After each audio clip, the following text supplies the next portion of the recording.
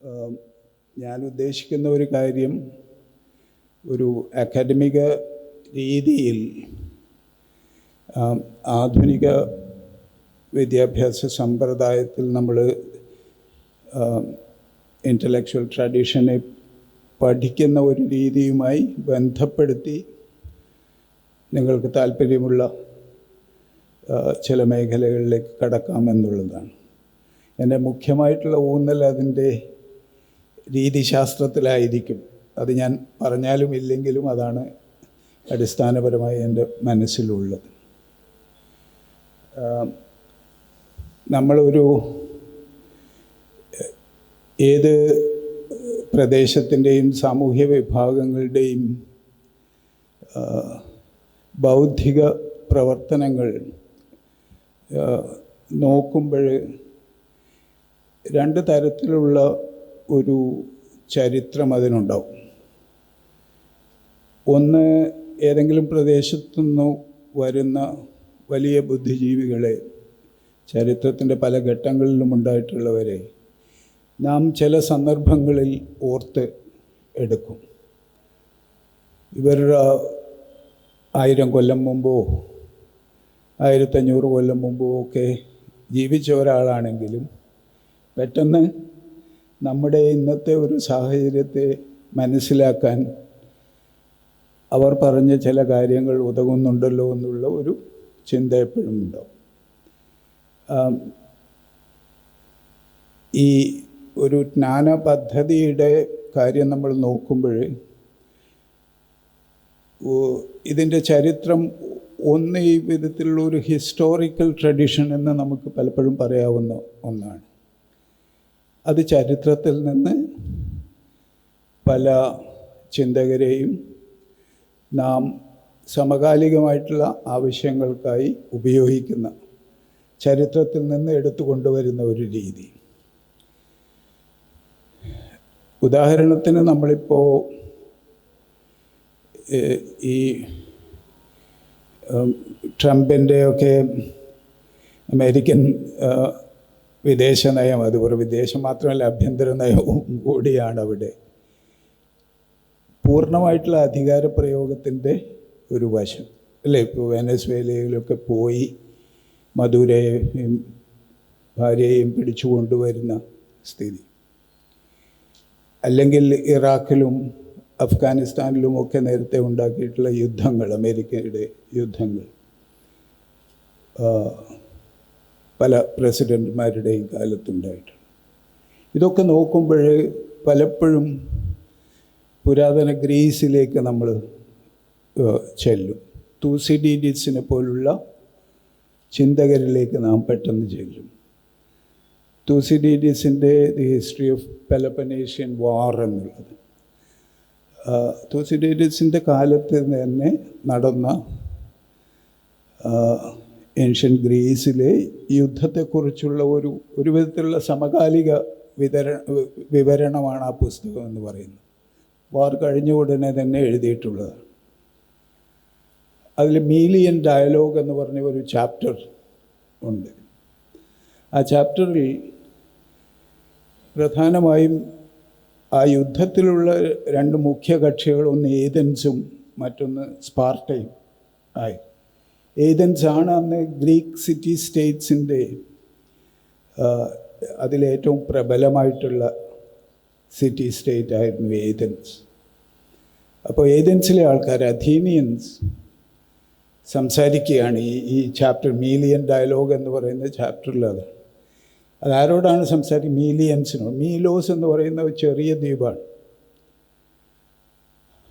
ആ മീലിയൻസ് സ്പാർട്ടയുടെ കൂടെ അലൈൻ ചെയ്യാൻ സാധ്യതയുണ്ട് എന്നുള്ള ഒരു സാഹചര്യത്തിൽ ഏഥൻസ് ഈ മീലിയൻസിനോട് സംസാരിക്കുകയാണ്. ഒരു വലിയ പവർ ഒരു ചെറിയ സിറ്റി സ്റ്റേറ്റിനോട് സംസാരിക്കുന്ന രീതിയാണ്.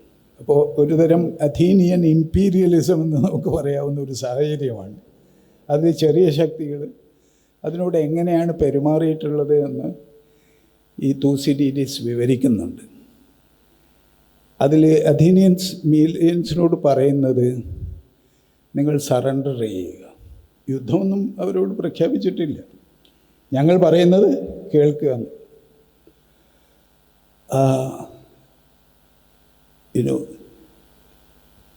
The powerful will do what they have to do, and the weaker ones will obey. അപ്പോൾ അഥീനിയൻസ് അതാ പറയുന്നത് മിലിയൻസ് ചെറിയ ശക്തിയോട്. അപ്പോൾ മിലിയൻസ് പറഞ്ഞു, ഇതെന്ത് ന്യായമാണ്, ഇതെല്ലാ നിയമങ്ങൾക്കും വിരുദ്ധമാണ്, എല്ലാ ട്രഡീഷൻസിനും വിരുദ്ധമാണ്, ഇത് നൈതികതയ്ക്ക് വിരുദ്ധമാണ്. നിയമകാര്യം മാത്രം. അങ്ങനെ ഒരു പ്രദേശത്തെ ആക്രമിക്കാൻ പാടുണ്ടോ? അല്ലെങ്കിൽ അവരോട് സറണ്ടർ പറയാൻ എന്ത് അവകാശമാണ് നിങ്ങൾക്കുള്ളത്? നൈതികമായി, നിയമപരമായും പരമ്പരയായും അതിനുള്ള അവകാശമില്ല.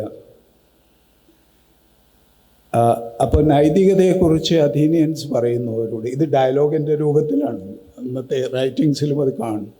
അപ്പോൾ അഥീനിയൻസ് പറയുന്നു, ഈ നൈതികത എന്ന് പറയുന്നത് ശക്തരായിട്ടുള്ള ആൾക്കാർ എന്തു പറയുന്നുവോ ചെയ്യുന്നുവോ അതാണ് നൈതികത. അതിനപ്പുറം ഒരു നൈതികതയില്ല. അതനുസരിക്കുക. അനുസരിക്കുന്നില്ലെങ്കിൽ സംഭവിക്കാൻ പോകുന്നത് ഞങ്ങൾ നിങ്ങളോട് യുദ്ധം ചെയ്ത് മുഴുവൻ തകർക്കും. അതുകൊണ്ട് ഇപ്പോൾ സറണ്ടർ ചെയ്താൽ നിങ്ങൾക്ക് നിങ്ങളുടെ ജീവനും സ്വത്തും പ്രദേശവും രക്ഷിക്കാം. മിലിയൻസ് തയ്യാറായില്ല. എന്നിട്ട് ചരിത്രത്തിൽ സംഭവിച്ചത്, അത് തൂസിഡൈറ്റ്സും എഴുതി വെക്കുന്നുണ്ട്, സംഭവിച്ചത് എന്താണെന്ന് വെച്ചാൽ അഥീനിയൻസ് മീലോസ് എന്നുള്ള ഈ ദ്വീപ് അറ്റാക്ക് ചെയ്യുകയും അവരെ തരിപ്പണമാക്കുകയും ചെയ്തു. അത് സംഭവിച്ച നമ്മൾ പലപ്പോഴും ഈ ഇമ്പീരിയലിസ്റ്റ് ശക്തികളൊക്കെ ഇന്നത്തെ കാലത്ത് ഇപ്പോൾ ട്രംപിൻ്റെ ഒക്കെ കാര്യം പറഞ്ഞു, അവർ യുദ്ധഭീഷണിയൊക്കെ മുഴക്കുമ്പോൾ, ഇപ്പോൾ ഇറാഖ് യുദ്ധത്തിൽ പലരെ എൻ്റെ തന്നെ സുഹൃത്തുക്കളും സഹ അധ്യാപകരും ജേർണലിസ്റ്റുകളും ഒക്കെ അങ്ങനെ ഒരു യുദ്ധം അവസാന നിമിഷം തടയപ്പെടുമെന്നുള്ളൊരു വിശ്വാസം അവർക്കുണ്ടായിരുന്നു. ഞാൻ ഈ തൂസിഡീഡിസിനെ കോട്ട് ചെയ്തുകൊണ്ടാണ് അന്ന് മലയാളത്തിൽ യുദ്ധം ഇതാ വരാൻ പോകുന്നു എന്ന് അന്ന് തന്നെ എഴുതിയത്. കാരണം ഭരണകൂടങ്ങൾക്ക് ഇത്തരം സ്വഭാവങ്ങൾ. അപ്പോൾ ഈ അമേരിക്കയുടെ പോലുള്ള ഈ അധികാരപ്രയോഗത്തിൽ, സമ്പൂർണ്ണ അധികാരപ്രയോഗം, അതിന് നൈതികതയുണ്ടോ നിയമമുണ്ടോ എന്നുള്ളത് ഒരു പ്രശ്നമേ അല്ലാതാവുന്ന സ്ഥിതിവിശേഷം. അവർക്ക് അധികാരമുണ്ട് എന്നുള്ളത് കൊണ്ട്, സൈനിക ശേഷിയുണ്ട് എന്നുള്ളത് കൊണ്ട് അവർ ഇങ്ങനെയൊന്നും ചെയ്യില്ല എന്നുള്ള ഒരു വിശ്വാസവും നമുക്ക് ആവശ്യമില്ല. അത് യഥാർത്ഥമായിട്ടുള്ള രാഷ്ട്രീയ അപഗ്രഥനമായിരിക്കില്ല. അതുകൊണ്ട് അപ്പോൾ പറഞ്ഞു വരുന്നത് എന്താണെന്ന് ചോദിച്ചാൽ, നമ്മൾ ഇന്നത്തെ ഒരു അമേരിക്കൻ ഇമ്പീരിയലിസ്റ്റ് ബിഹേവിയറിനെ കുറിച്ച് അപഗ്രഥനം ചെയ്യുമ്പോൾ നമ്മൾ തൂസിഡീഡിസിലേക്ക് പോകുന്നു. പോകേണ്ട ഒരു നിർബന്ധവും ഇല്ല. പക്ഷേ നമുക്ക് ആ വിധത്തിലുള്ള ചരിത്രബോധമുണ്ടെങ്കിൽ നാം അത് കണക്ട് ചെയ്യാൻ ശ്രമിക്കും. നേരിട്ടൊരു ചരിത്രബന്ധവും ഈ രണ്ട് സംഭവങ്ങൾക്കും തമ്മിലില്ല, അല്ലേ? തൂസിഡീഡിസിന് പെലപ്പനീഷ്യൻ വാറിനോ ഇന്നത്തെ അമേരിക്കൻ ഇമ്പീരിയലിസത്തിനും ഒരു ബന്ധവും യഥാർത്ഥത്തിലില്ല. പക്ഷേ നമുക്കത് നമ്മുടെ അപഗ്രഥനത്തിനായി നമ്മൾ ഉപയോഗിക്കും. അപ്പോൾ ഒരു ഹിസ്റ്റോറിക്കൽ ട്രഡീഷനിൽ എപ്പോഴും വരുന്ന ഒരു കാര്യം, ഇങ്ങനെ നമ്മൾ മാക്കിയവെല്ലിയെ പലപ്പോഴായിട്ട് ഉപയോഗിക്കും. അല്ലെങ്കിൽ ഓരോ കാര്യത്തിനായി ഫിലോസഫേഴ്സിനെ നമ്മൾ ഉപയോഗിക്കും. ഇപ്പോൾ നമ്മുടെ രാജ്യത്തെ ഈ ഹിന്ദുത്വം പോലുള്ള ആധിപത്യ പ്രവണതകൾ ശക്തിപ്പെടുമ്പോൾ ഇതെങ്ങനെ സാധാരണ മനുഷ്യരുടെ ആശയമായി മാറുന്നു എന്ന് അപഗ്രഥിക്കാൻ എപ്പോഴും ഗ്രാംഷിയിലേക്ക് പോകും. എന്താണ്, എങ്ങനെ ഒരു ആധിപത്യ മൂല്യം സാമാന്യ ജനതയുടെ മൂല്യമായി മാറുന്നു, ഒരു കോമൺ സെൻസായി സമൂഹത്തിൽ മാറുന്നു എന്നാണ് ഗ്രാംഷി സംസാരിക്കുന്നത്. ആധിപത്യ മൂല്യങ്ങളെ സാധാരണ മനുഷ്യർ സ്വാംശീകരിച്ച് അതിനനുസരിച്ച് പെരുമാറുന്നു എന്നുള്ളത്.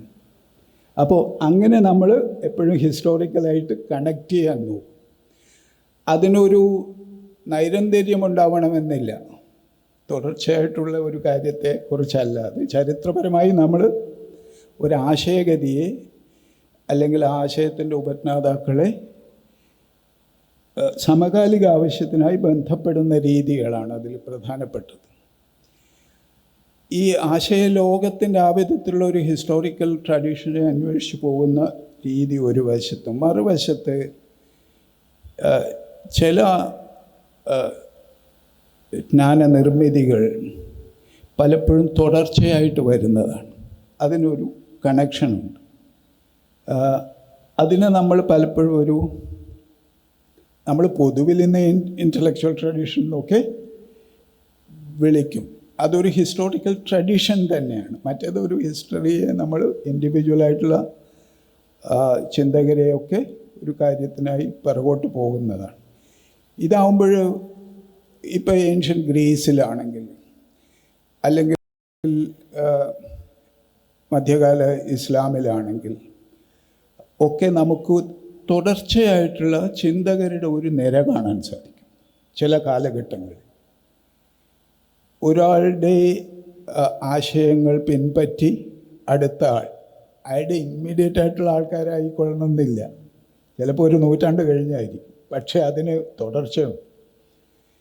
അങ്ങനെ 3-4 നൂറ്റാണ്ടുകളായി, ചിലപ്പോൾ 500 കൊല്ലമൊക്കെ ആയിട്ടൊക്കെ അങ്ങനെ നിരന്തരം ആശയഗതികളുടെ കണക്ഷനിലൂടെ ഉണ്ടാക്കപ്പെടുന്ന ഇൻ്റലക്ച്വൽ ട്രഡീഷൻ ഉണ്ട്. അതൊരു ഹിസ്റ്റോറിക്കൽ ട്രഡീഷൻ എന്ന് നമ്മൾ അതിനെ വിളിക്കും. അപ്പോൾ ഇസ്ലാമിലെ ഇൻ്റലക്ച്വൽ ട്രഡീഷൻ ഏൻഷ്യൻ ഗ്രീസിലൊക്കെ നമ്മൾ കണ്ടതുപോലെ തന്നെ അങ്ങനെ ഒരു ട്രഡീഷൻ ഇസ്ലാമിനുണ്ട് കുറേ കാലത്തേക്ക്. ഒരു 8-ാം നൂറ്റാണ്ട് തൊട്ട് ഒരു 15-ാം നൂറ്റാണ്ട് വരെയുള്ള ഒരു ട്രഡീഷൻ നമുക്ക് കൃത്യമായിട്ട് കാണാൻ സാധിക്കും. പല വിധത്തിലുള്ള ആശയഗതികളെ ഒന്നിനു പുറകെ ഒന്നായി ബന്ധപ്പെടുത്തുന്ന രീതി, അത് വിമർശനാത്മകമായിട്ടുള്ള പരിശോധനയായിരിക്കും നേരത്തെ ഉള്ളവരുടെ, അല്ലെങ്കിൽ അതിനെ പരിപോഷിപ്പിക്കുന്ന വിധത്തിലുള്ളതായിരിക്കും. അതെന്തായാലും ഒരു വിധത്തിലുള്ള കണക്ഷൻ നമുക്ക് അനേക ചിന്തകരിൽ കാണാൻ സാധിക്കും പ്രത്യേക കാലയളവിൽ. അങ്ങനെ ഒരു ഹിസ്റ്റോറിക്കൽ ട്രഡീഷൻ ഇസ്ലാമിനുള്ളതായി നമുക്ക് മനസ്സിലാക്കാൻ സാധിക്കുമെന്നുള്ളത്. പലപ്പോഴും ഇതിനെ മനസ്സിലാക്കാൻ ഉപയോഗിക്കുന്നത് ഇപ്പോൾ ഇസ്ലാമിലെ ആദ്യകാല ഫിലോസഫേഴ്സ് എന്ന് അറിയപ്പെടുന്ന ഫൽസഫ എന്നുള്ളത്, അത് തന്നെ ഗ്രീക്ക് പദമാണെന്ന് നിങ്ങൾക്കറിയാം. അതിൻ്റെ ഒരു ട്രഡീഷൻ എപ്പോഴും ഗ്രീക്ക് ട്രഡീഷനുമായി ബന്ധപ്പെടുത്തി തന്നെയാണ് പറയാറ്, അല്ലേ? ആദ്യം തൊട്ടേ അത് അൽകിൻഡി ആണെങ്കിലും അൽ ഫറാബി ആണെങ്കിലും ഇബ്നു സീന ആണെങ്കിലും ഇബ്നു റുഷ്ദ് ആണെങ്കിലും അവരെയൊക്കെ ഗ്രീക്ക് തോട്ടുമായിട്ട് ബന്ധപ്പെടുത്തി ആണ് എപ്പോഴും കാണുന്നത്, അല്ലേ?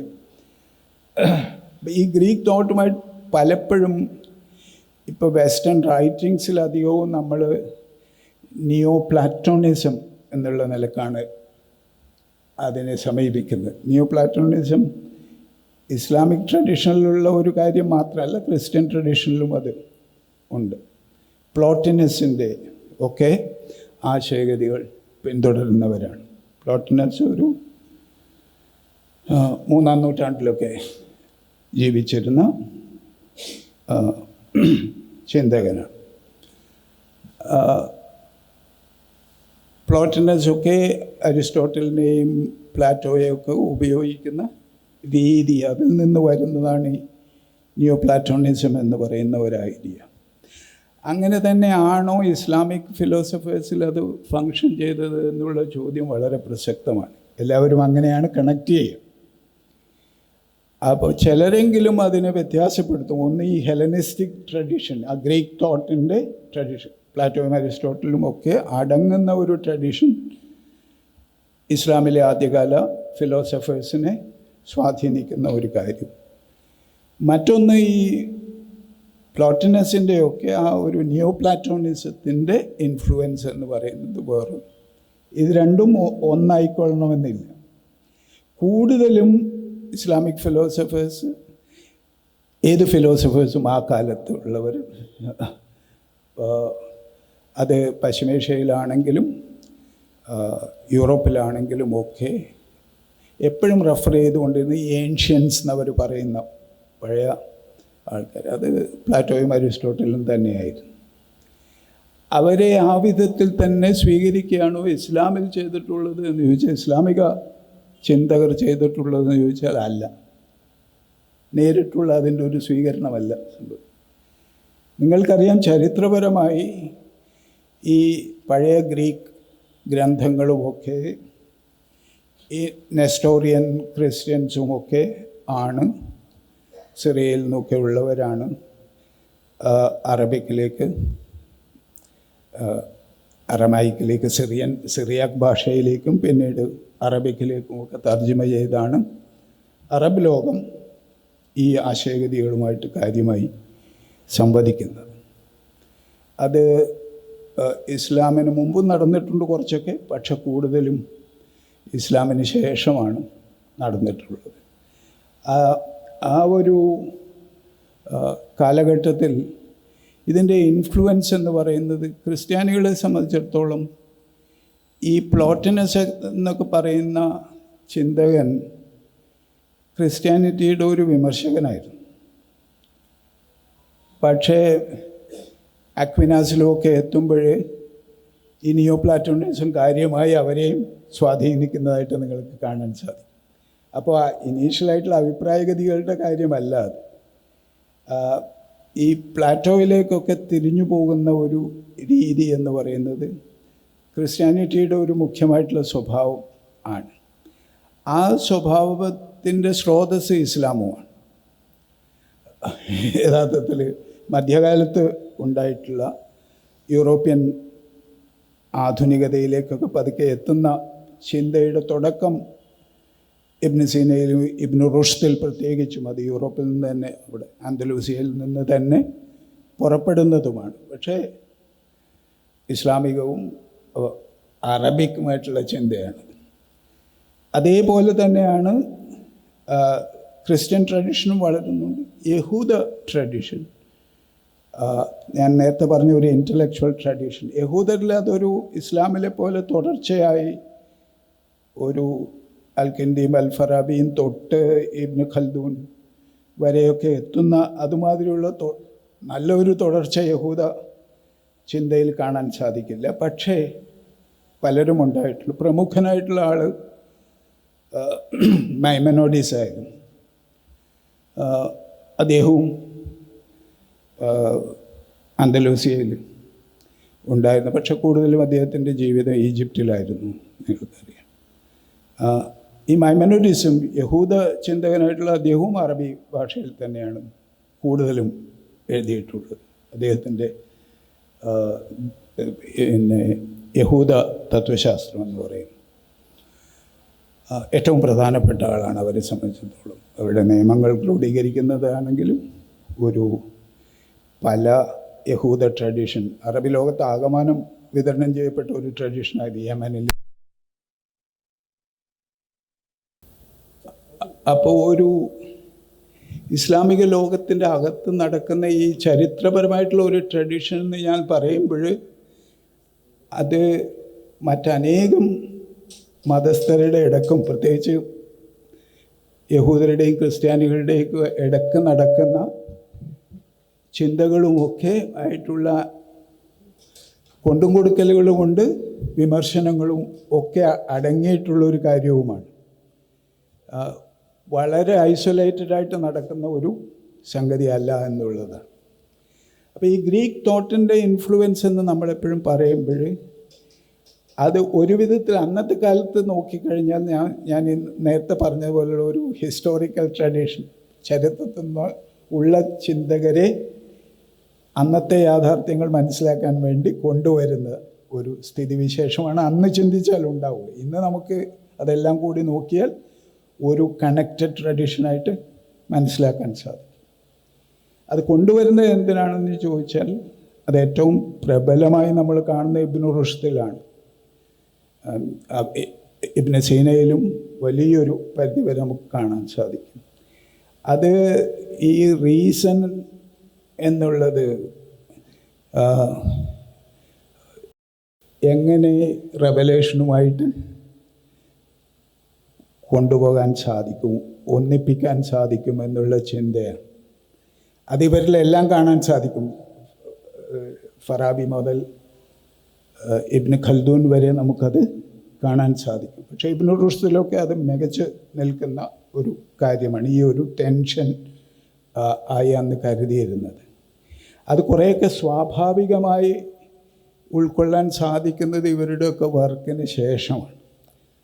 അതത്ര ഒരു പ്രശ്നമല്ല, നേരെ മറിച്ച് അവ മനുഷ്യ സാധ്യതകളായി ഉയർന്നു വരുന്നത് അത്തരം ഫിലോസഫേഴ്സിലൂടെയാണ്. ആ റീസണും റെവലേഷനും തമ്മിലുള്ള ആ ബന്ധം യഥാർത്ഥത്തിൽ ഏറ്റവും കൂടുതൽ ക്രോഡീകരിക്കപ്പെടാൻ സാധ്യതയുള്ളത് നിയമത്തിലാണെന്നുള്ളത്. അത് കാരണം നിയമം ഒരേ സമയത്ത് ഒരു എത്തിക്കൽ ബൗണ്ടറി നൽകുന്നുണ്ട്, ഒരു എത്തിക്കൽ മെഷർ നൽകുന്നുണ്ട് അല്ലേ ജീവിതത്തിന്. അത് പിന്നെ റാഷണലായിട്ടുള്ള ഒരു ബൗണ്ടറി ആയിക്കൊള്ളണമെന്നില്ല.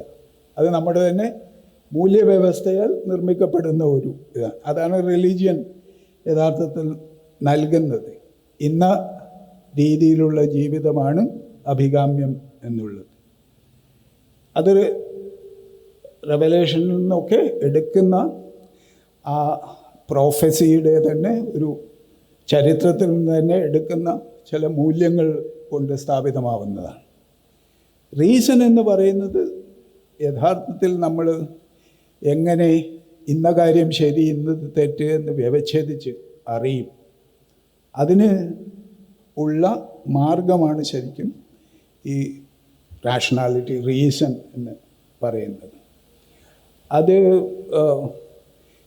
ഇപ്പോൾ ഇസ്ലാമിൻ്റെ തന്നെ ചിന്താ പദ്ധതികളിലും വിശ്വാസ പ്രമാണങ്ങളിലും ഒക്കെ കാണുന്ന അതിൻ്റെ നിയമത്തിൻ്റെ തന്നെ വളർച്ചയിൽ നമ്മൾ അടിസ്ഥാനപരമായിട്ട് കാണുന്ന വശം, ഇപ്പോൾ ഖുറാനാണ് ഏറ്റവും പ്രധാനപ്പെട്ട സ്രോതസ്സായി നിയമത്തിൻ്റെ കാര്യത്തിൽ വരുന്നതെങ്കിൽ പിന്നെ ഹദീസും കഴിഞ്ഞല്ല, അത് പ്രോഫറ്റിനെ സംബന്ധിച്ച് പിന്നെ എല്ലാം റാഷണാലിറ്റിയെക്കുറിച്ചുള്ള ചിന്തകളാണ് അല്ലേ. ഇജ്തിഹാദ്, എങ്ങനെ ഒരു കാര്യം മനുഷ്യ യുക്തി കൊണ്ട് വ്യവച്ഛേദിച്ച് അറിയാം, ഏതിനെ സ്വീകരിക്കണം ഏതിനെ തള്ളണം എന്നുള്ളത്.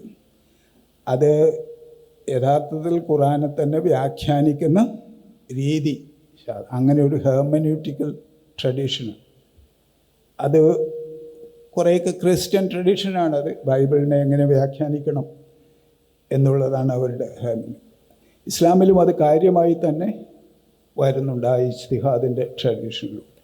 അപ്പോൾ അവിടെയാണ് റീസൺ ഏറ്റവും പ്രധാനപ്പെട്ട ഇത്. വെറും വ്യാഖ്യാനമല്ല, ടെക്സ്റ്റിൻ്റെ വ്യാഖ്യാനമല്ല, മറിച്ച് യുക്തിസഹമായിട്ടുള്ള വ്യാഖ്യാനമാണ്. മനുഷ്യയുക്തിയാണ് അവിടെ പ്രയോഗിക്കപ്പെടുന്നത്. അതേപോലെ തന്നെയാണ് കിയാസ് എന്ന് പറയുന്നത്. അതും അനലോജിക്കൽ റീസണാണ് അല്ലേ. നമ്മൾ താരതമ്യം ചെയ്ത് ഇന്ന പോലെ ഉള്ള സംഭവത്തിന് നേരത്തെ ഉള്ള അനുഭവം എന്താണ് എന്നുള്ളത് താരതമ്യപ്പെടുത്തുന്നതാണ്.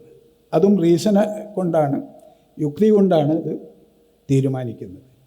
അപ്പം കൺസെൻസസിൻ്റെ ഇജ്മയുടെ കാര്യവും അത് തന്നെയാണ്. കൺസെൻസസ് സ്കോളേഴ്സിൻ്റെ അകത്തും കമ്മ്യൂണിറ്റിക്കകത്തും ഒക്കെയുള്ള ഇജ്മ കൺസെൻസസും, ആ കൺസെൻസസ് ഉണ്ടാക്കുന്ന രീതികളും യുക്തിസഹമായിട്ടുള്ള രീതികളാണ്. അപ്പോൾ ഇപ്പോൾ ശരിയയുടെ തന്നെ ഒരു വലിയ ആ ട്രഡീഷനിൽ ഏറ്റവും പ്രധാനമായി ഖുറാനും ഹദീസും വരുമെങ്കിലും അതിൽ ബാക്കി വലിയൊരു ഭാഗം ഈ ആപ്ലിക്കേഷൻ ഓഫ് റീസൺ എന്ന് പറയുന്ന ഒന്നാണ് വരിക. അതുകൊണ്ട് തന്നെ ഈ റീസണും റെവലേഷനും തമ്മിലുള്ള ആ ബന്ധത്തിൽ ഈ നിയമം നിർമ്മാണം എന്ന് പറയുന്നത് പ്രമുഖമായി വരും. ഈ റീസണെ കുറിച്ചുള്ള ചിന്തയിലാണ് എപ്പോഴും അരിസ്റ്റോട്ടിൽ കടന്നു വരുന്നത്. അത് വെറുതെ പിന്നെ ഈ ഹെലനിസ്റ്റിക് തോട്ട് ഇങ്ങനെ അപ്ലൈ ചെയ്യുന്ന ഒരു രീതി, അല്ലെങ്കിൽ അതിനെ പിൻപറ്റി ഇസ്ലാമിക ഫിലോസഫി ഉണ്ടാക്കുന്ന ഒരു രീതിയായിട്ടൊക്കെയാണ് വ്യാഖ്യാനിക്കുക. പലപ്പോഴും നേരെ മറിച്ചാണ്. ഒരു ഇസ്ലാമിക ഫിലോസഫി നിർമ്മിച്ചെടുക്കാൻ ശ്രമിക്കുമ്പോൾ അത് ഇബ്നു സിനയിലും ഇബ്നു റുഷ്ദിലും വളരെ ശക്തമായി കാണാൻ സാധിക്കും. അവരത് ശ്രമിക്കുന്നത് ഇത്തരം ആപ്ലിക്കേഷൻ ഓഫ് റാഷണാലിറ്റിക്ക് ഏറ്റവും പ്രധാനപ്പെട്ട സോഴ്സായിട്ട് കണക്കാക്കാൻ സാധിക്കുക അരിസ്റ്റോട്ടലിനെയാണ് എന്നുള്ളത്. അൽ ഫറാബി തുടങ്ങി വെച്ചത് പ്ലാറ്റോയെ വായിക്കാനാണ് കാര്യമായിട്ട്. അരിസ്റ്റോട്ടലിനേക്കാളും അദ്ദേഹം പ്ലാറ്റോയ്ക്കാണ് പ്രാധാന്യം കൊടുക്കുന്നത്. പക്ഷെ ബാക്കിയുള്ളവരൊക്കെ അരിസ്റ്റോട്ടലിന് പ്രാധാന്യം. ഇതിപ്പോൾ അരിസ്റ്റോട്ടലിൻ്റെ റാഷണാലിറ്റിയെക്കുറിച്ചുള്ള എഴുത്തുകൾ ഈ അറബി ഭാഷയിൽ ആണ് ലഭ്യമായിട്ട്. യൂറോപ്പിന് അത് ലഭ്യമല്ലായിരുന്നു, അവർ നഷ്ടപ്പെട്ടതാണ്. അത് തിരിച്ചു കൊടുക്കുന്നതൊക്കെ ഇബ്നു റുഷ്ദിലൂടെയും ഒക്കെയാണ് നിങ്ങൾക്കറിയാം, അദ്ദേഹത്തിൻ്റെ വാക്കിലൂടെയൊക്കെയാണ്. അത് ക്രിസ്ത്യൻ ഫിലോസഫേഴ്സ്, യഹൂദ ഫിലോസഫേഴ്സുമൊക്കെ മൈമനിഡിസ് അടക്കം ഏറ്റെടുക്കുകയും ലാറ്റിനിൽ അത് പ്രസിദ്ധീകരിക്കപ്പെടുകയും ക്രിസ്ത്യൻ ഒരു റിവൈവലിന് അത് സാധ്യതയുണ്ടാക്കുകയും ആധുനിക യൂറോപ്യൻ മോഡേണിറ്റിയിലേക്ക് അത് നയിക്കുകയും ഒക്കെ ചെയ്യുന്നത്. അതിൽ ഇബ്നു റുഷ്ദിനൊക്കെ ഉള്ള വലിയ പങ്ക്, യൂറോപ്പിൻ്റെ ആധുനികതയുടെ ഏറ്റവും പ്രധാനപ്പെട്ട സ്രോതസ് ഇബ്നു റുഷ്ദാണെന്ന് നമുക്ക് കാണാൻ സാധിക്കും. അപ്പോൾ അവർ അരിസ്റ്റോട്ടലിനെ ഉപയോഗിച്ച രീതി ഈ വിധത്തിലുള്ള ഇസ്ലാമിൽ തന്നെ അതിലെ വിശ്വാസത്തെയും ചിന്തയെയും ഒരുമിപ്പിക്കുന്ന ആ വശത്തെ അന്വേഷിക്കാൻ വേണ്ടി ആണ് എന്ന് മനസ്സിലാക്കാൻ സാധിക്കും. വെറും ഫിലോസഫി പഠിക്കുന്നവർക്ക് അറിയാം, ഈ നിയോ പ്ലാറ്റോണിസത്തിലേക്ക് പോകും. അത് ഇവിടെ പ്ലാറ്റോയും അല്ല പ്രധാനം, നിയോ പ്ലാറ്റോണിസം അല്ല ശരിക്കും. നിയോ അരിസ്റ്റോട്ടലിനിസം എന്ന് പറഞ്ഞാൽ പോലും നമുക്ക് കുറേയൊക്കെ ഈ നിയോ പ്ലാറ്റോണിസം പ്ലാറ്റോയുടെ ചിന്തയായി മാത്രം കരുതേണ്ടതില്ല. അത് ഈ പ്ലോട്ടിനസിൻ്റെയൊക്കെ ഈ 3-ാം നൂറ്റാണ്ടിലൊക്കെ ജീവിച്ചിരിക്കുന്ന ഫിലോസഫേഴ്സിൻ്റെ പ്ലാറ്റോയെക്കുറിച്ചുള്ള ചിന്തയുടെ ഒരു പ്രതികരണം എന്നുള്ള നിലക്കാണ്. പക്ഷേ പ്ലോട്ടിനസിൻ്റെ ഒരു ആലോചനയിൽ പ്ലാറ്റോയും അരിസ്റ്റോട്ടലും വരുമ്പോൾ അതിൽ ഈ അന്നുവരെയുള്ള ഗ്രീക്ക് ഫിലോസഫിക്കൽ ധാരയിൽ പ്യുവറായിട്ടുള്ള റാഷണൽ രീതിയിലുള്ള ഒരു അപഗ്രഥനം അതിൽ കാണും. പ്ലോട്ടിനസ് അതിന് ചെയ്തിട്ടുള്ള ഒരു അഡീഷൻ എന്ന് പറയുന്നത് ഇതിൽ കുറച്ചുകൂടി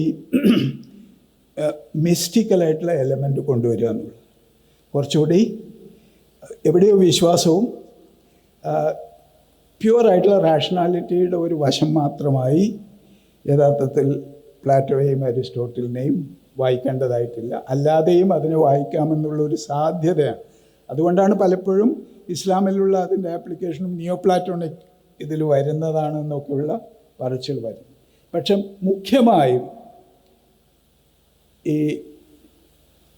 അവിസന്നയിലും അവേറോസിലും ഇബ്നു സീനയിലും ഇബ്നു റുഷ്ദിലും നാം കാണുന്ന ഒരു അരിസ്റ്റോട്ടിൽ ഇസ്ലാമിൽ തന്നെ ഈ ഒരു പ്രശ്നത്തെ എങ്ങനെ വിശ്വാസവും മനുഷ്യയുക്തിയും തമ്മിൽ യോജിച്ചു കൊണ്ടുപോകാം എന്നുള്ള അന്വേഷണത്തിൻ്റെ ഭാഗമായി അരിസ്റ്റോട്ടലിലേക്ക് പോകുന്നതാണ്.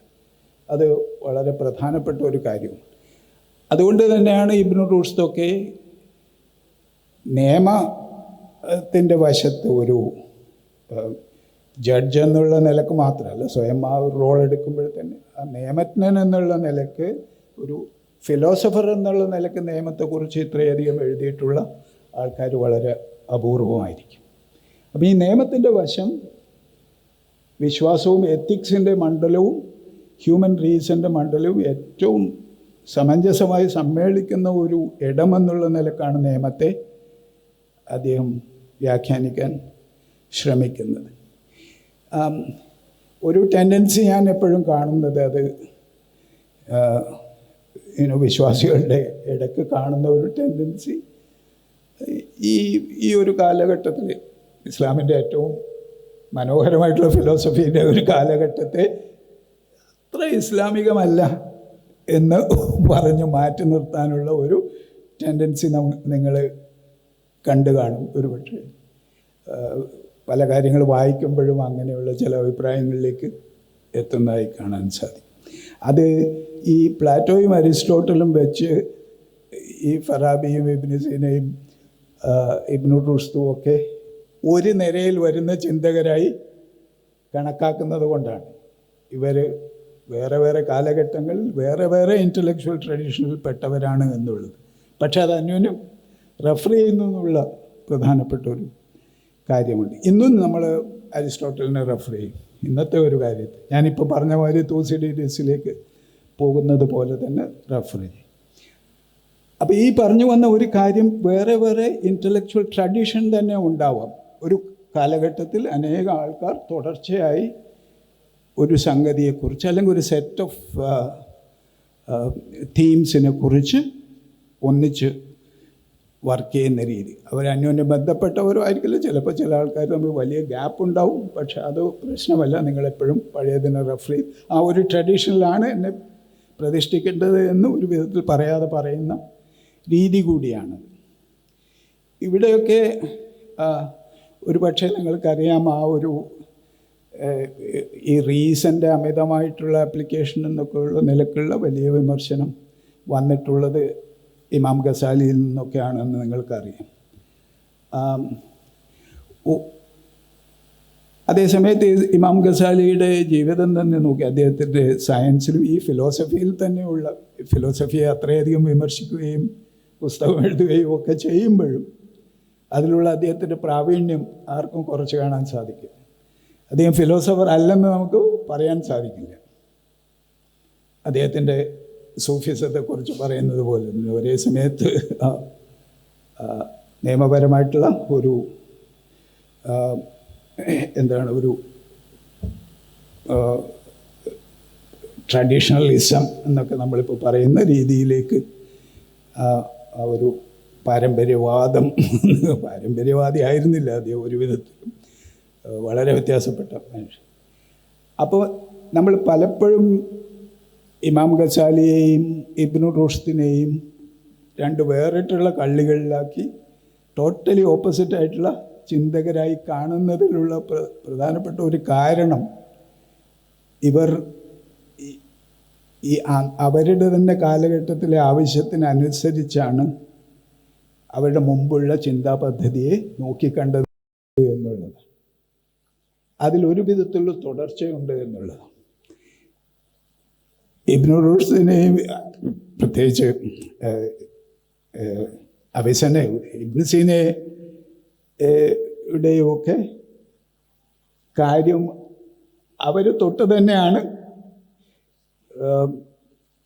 ഗസാലി ചിന്തിക്കുന്നത്. ആ ഫിലോസഫിക്കൽ ട്രഡീഷനിൽ തന്നെ ചിന്തിക്കുകയും ചെയ്യുന്നുണ്ട്. എന്നിട്ട് അതിൻ്റെ ചില ഫാലസീസ് എന്ന് അദ്ദേഹം വിളിക്കുന്ന കാര്യങ്ങൾ, പ്രശ്നങ്ങൾ ചൂണ്ടിക്കാണിക്കുകയാണ് ചെയ്തത്. ഒരു വിധത്തിൽ തുടർച്ച അദ്ദേഹത്തിലുമുണ്ട്. അത് വിമർശനാത്മകമായിട്ടുള്ള ഒരു തുടർച്ചയാണ് എന്നുള്ളതേ ഉള്ളൂ. ഈ സൂഫിസത്തിൻ്റെ പ്രാക്ടീസ് ഇതിലേക്ക് വരുമ്പോൾ ഈ ഗ്രീക്ക് ചിന്തകരെ, അരിസ്റ്റോട്ടലിനെ പ്രത്യേകിച്ച് ഒരു വശത്ത് കൊണ്ടുവരിക, മറുവശത്ത് സൂഫിസത്തിൻ്റെ ഇൻഫ്ലുവൻസ്. അത് അന്തലൂസിയൻ ചിന്തകർക്കും ഉണ്ടായിരുന്നു. നിങ്ങൾക്ക് അറിയാം, ഇബ്ൻ അറബിയെ പോലുള്ള ആൾക്കാരും ഒക്കെ അന്തലൂസിയൻ ഇതിൽ നിന്ന് വരുന്നുണ്ട്. പക്ഷേ ഈ പേർഷ്യൻ രീതിയിൽ, അത് ഇന്നത്തെ അഫ്ഗാനിസ്ഥാനിലാണെങ്കിലും ഇറാനിലാണെങ്കിലും സെൻട്രൽ ഏഷ്യയിലാണെങ്കിലും അവിടെ നിന്നൊക്കെയുള്ള ഇൻഫ്ലുവൻസ് ശരിക്കും ഇപ്പോൾ ഗസാലിയുടെ മേലെയുള്ള ഇൻഫ്ലുവൻസ്, അഹമ്മദ് ഗസാലി അദ്ദേഹത്തിൻ്റെ ബ്രദറായിരുന്നു ഏറ്റവും വലിയ സൂഫി ചിന്തകനും അത്തർ നിഷാപുരിയുടെ ഒരു പ്രധാനപ്പെട്ട ശിഷ്യന്മാർ പ്രധാനിയാണ് അഹമ്മദ് ഗസാലി, ഇമാം ഗസാലിയുടെ സഹോദരൻ. ഇപ്പം നിഷാപൂരിൽ നിങ്ങൾ പോവുകയാണെങ്കിൽ കിഴക്കൻ ഇറാനിലാണ്, മഷദിൻ്റെ അടുത്താണ്. അപ്പോൾ അവിടെ അത്തർ നിഷാപുരിയുടെയും ഉമർ ഖയാമിൻ്റെയും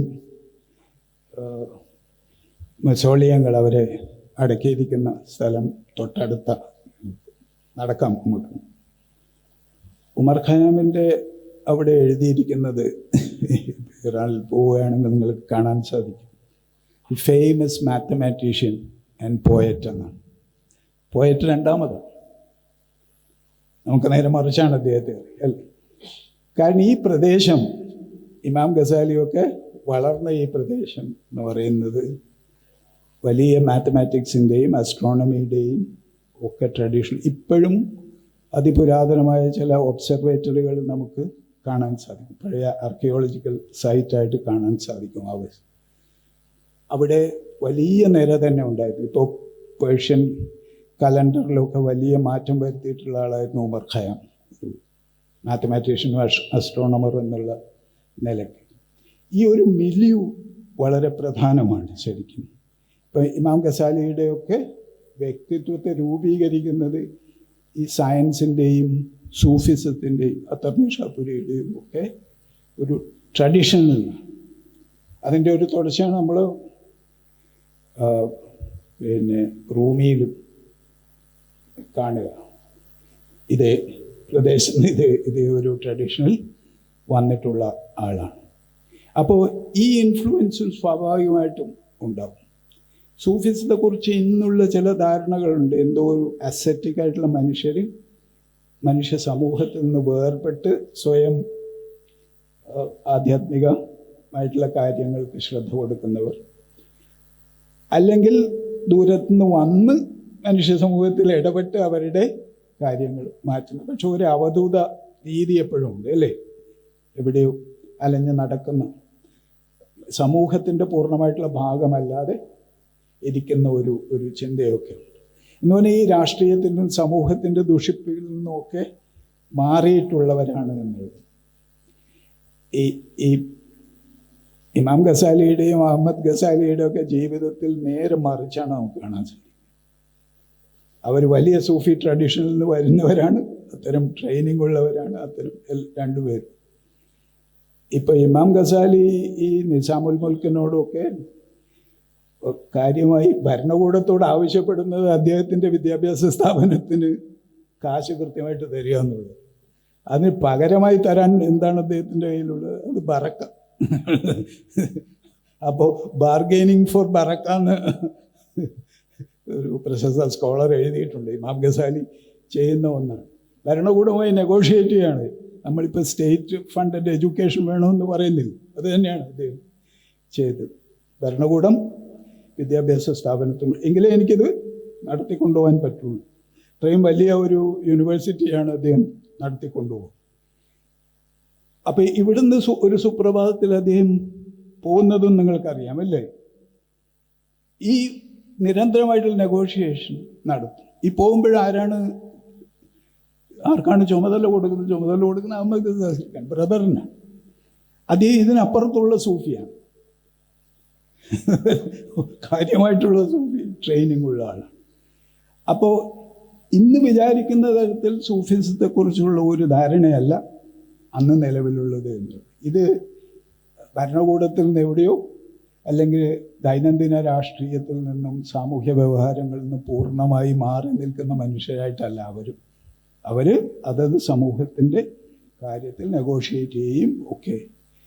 ചിന്തയും ഈ ജീവിത രീതികളും തമ്മിലുള്ള വലിയ പൊരുത്തക്കേടുകൾ ശരിക്കും ഇമാം ഗസാലിയുടെ തന്നെ ജീവിതത്തിൽ ഉണ്ടായിട്ടുണ്ടെന്ന് നിങ്ങൾക്കറിയാം. ഇപ്പം നമ്മൾ അദ്ദേഹത്തെക്കുറിച്ച് വായിക്കുന്നതൊക്കെ കുറേ കൂടി ഞാൻ നേരത്തെ പറഞ്ഞ ഒരു പരമ്പരയെ സൂക്ഷിക്കണമെന്നുള്ള, അല്ലാതെ ഇത്തരത്തിലുള്ള വലിയ വിട്ടുപോക്കുകൾ നിയമത്തിൻ്റെ കാര്യത്തിലും സാമൂഹ്യ നടത്തിപ്പിൻ്റെ കാര്യത്തിലും പാടില്ല എന്ന് ശഠിക്കുന്ന ആളാണ്. അതേസമയത്ത് സ്വയം ജീവിതത്തിൽ നേരെ മറിച്ച് ബിഹേവ് ചെയ്യുന്ന ആളാണെന്ന് നിങ്ങൾക്കറിയാം. ഈ ചിന്തയുടെ ഈ വ്യത്യസ്തമായിട്ടുള്ള മണ്ഡലങ്ങൾ, നമ്മളൊരു ചിന്തകനെ യഥാർത്ഥത്തിൽ ഏകമുഖമായി പ്രതീക്ഷിക്കുന്നു എന്നുള്ള വലിയ ഒരു പ്രശ്നം. ഞാൻ നേരത്തെ പറഞ്ഞ ഒരു ഇൻ്റലക്ച്വൽ ട്രഡീഷനൊക്കെ ഉള്ളപ്പോഴും അന്യോന്യം തൊട്ട് ഓരോ ആശയഗതികൾ വികസിപ്പിച്ച് നൂറ്റാണ്ടുകളായി ഒരു ചിന്താ പദ്ധതി ഉടലെടുപ്പിക്കുന്ന ആൾക്കാരാണെങ്കിലും അവരോരോരുത്തരും വ്യത്യസ്തമായിട്ടുള്ള വ്യക്തികൾ. വളരെ വ്യത്യസ്തമായിട്ടുള്ള സാഹചര്യങ്ങളിൽ ജീവിച്ചവരാണ്, വ്യത്യസ്ത അഭിപ്രായങ്ങളുള്ളവരാണ്.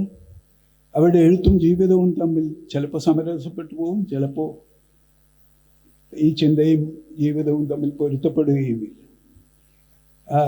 ഞാൻ സാധാരണ ഒരു intellectual tradition in the Arab world എന്ന് പറഞ്ഞ JNU കോഴ്സ് പഠിപ്പിക്കുമ്പോഴേ എപ്പോഴും ഈ ചിന്താ പദ്ധതികളും യഥാർത്ഥത്തിൽ ഈ ചിന്തകരുടെ വ്യക്തിത്വവും ഇത് രണ്ടും കൂടെ ഒന്നിച്ച് വായിക്കാൻ എപ്പോഴും ആവശ്യപ്പെടും വിദ്യാർത്ഥികളോട്.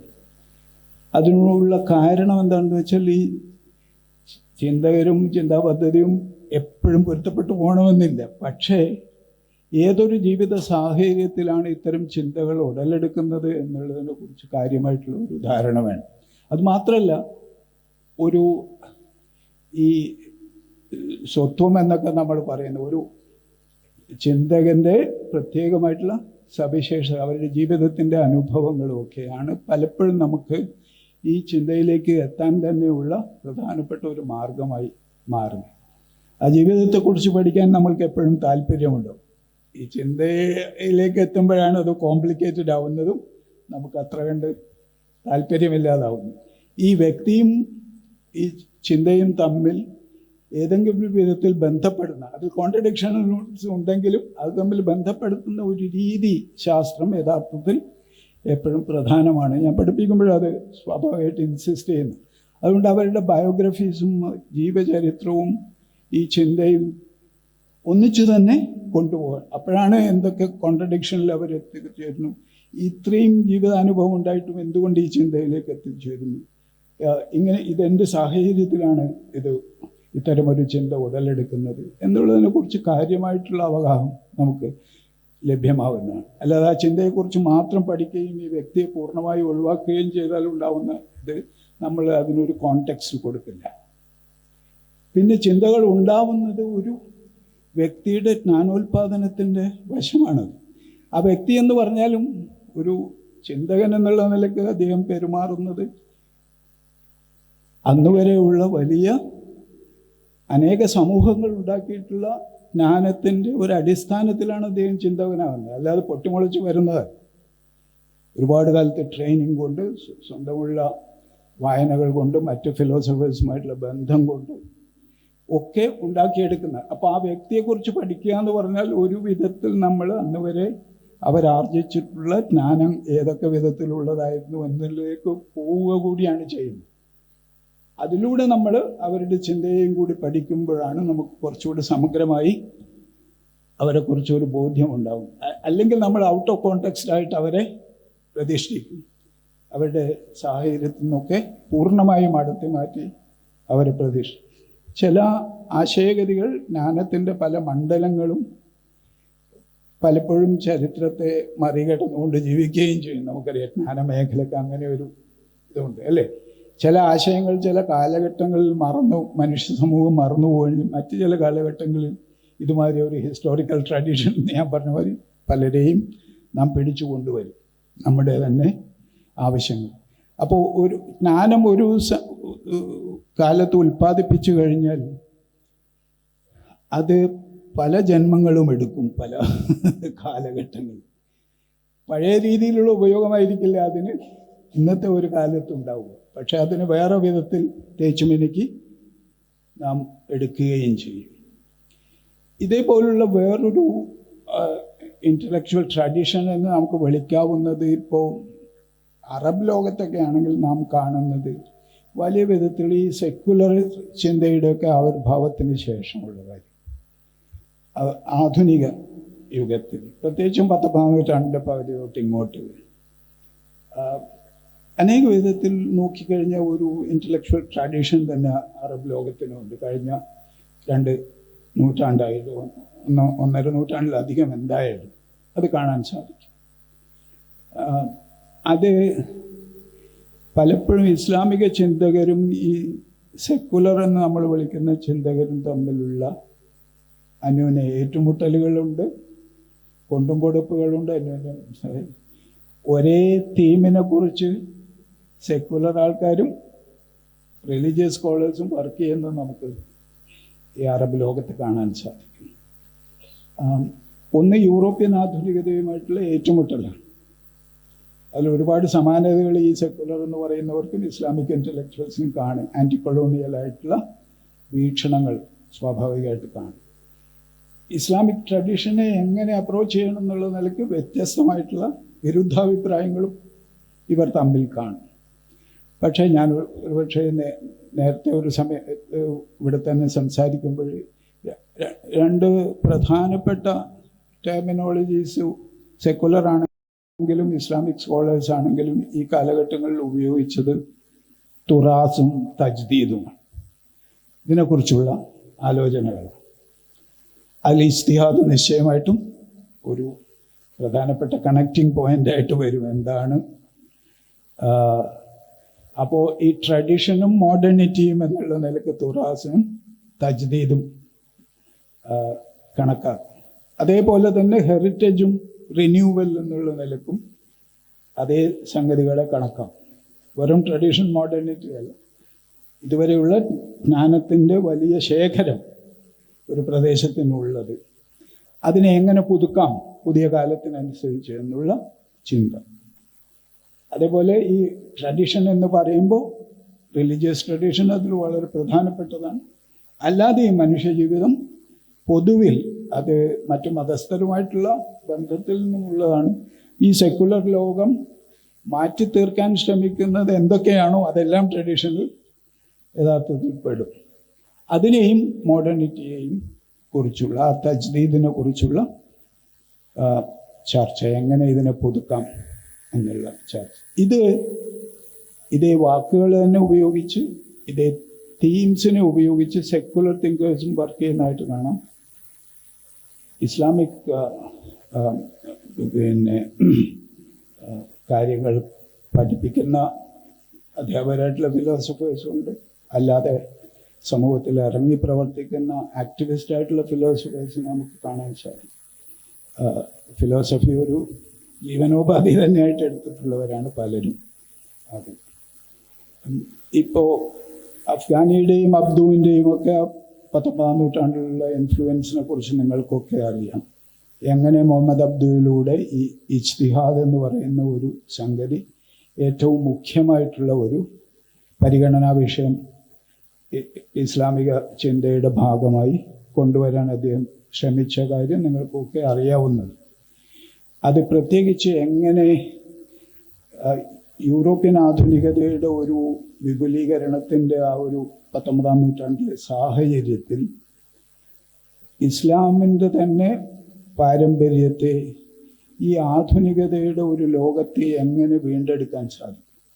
ആ പാരമ്പര്യത്തെ ഈ പാരമ്പര്യ നിഷേധമായിട്ടൊക്കെ ചിലപ്പോൾ അബ്ദുവിനെ വ്യാഖ്യാനിക്കുന്നവരുണ്ട്, അല്ലേ? പൂർണ്ണമായിട്ടുള്ള യൂറോപ്യൻ മോഡേണിസ്റ്റായിട്ട് അദ്ദേഹം മാറി എന്നൊക്കെ ആരോപിക്കുന്നവരുമുണ്ട്. പക്ഷെ അദ്ദേഹത്തിൻ്റെ പദ്ധതി പ്രധാനമായിട്ടും യൂറോപ്യൻ ആധുനികതയെയും ഇസ്ലാമിക ട്രഡീഷനെയും ഈ ആധുനികതയുടെ കാലഘട്ടത്തിൽ ഇസ്ലാമിക് ട്രഡീഷൻ്റെ ഒരു വശം എങ്ങനെ മുന്നോട്ട് വെക്കാൻ സാധിക്കും, ഏതു വിധത്തിൽ. ഇസ്ലാമിക് ട്രഡീഷൻ അദ്ദേഹത്തെ സംബന്ധിച്ചിടത്തോളം ഈ ആധുനികത എന്ന് പറയുന്നത് ഒരു യൂറോപ്യൻ കുത്തകയായി അദ്ദേഹം കാണുന്നില്ല എന്നുള്ളത്.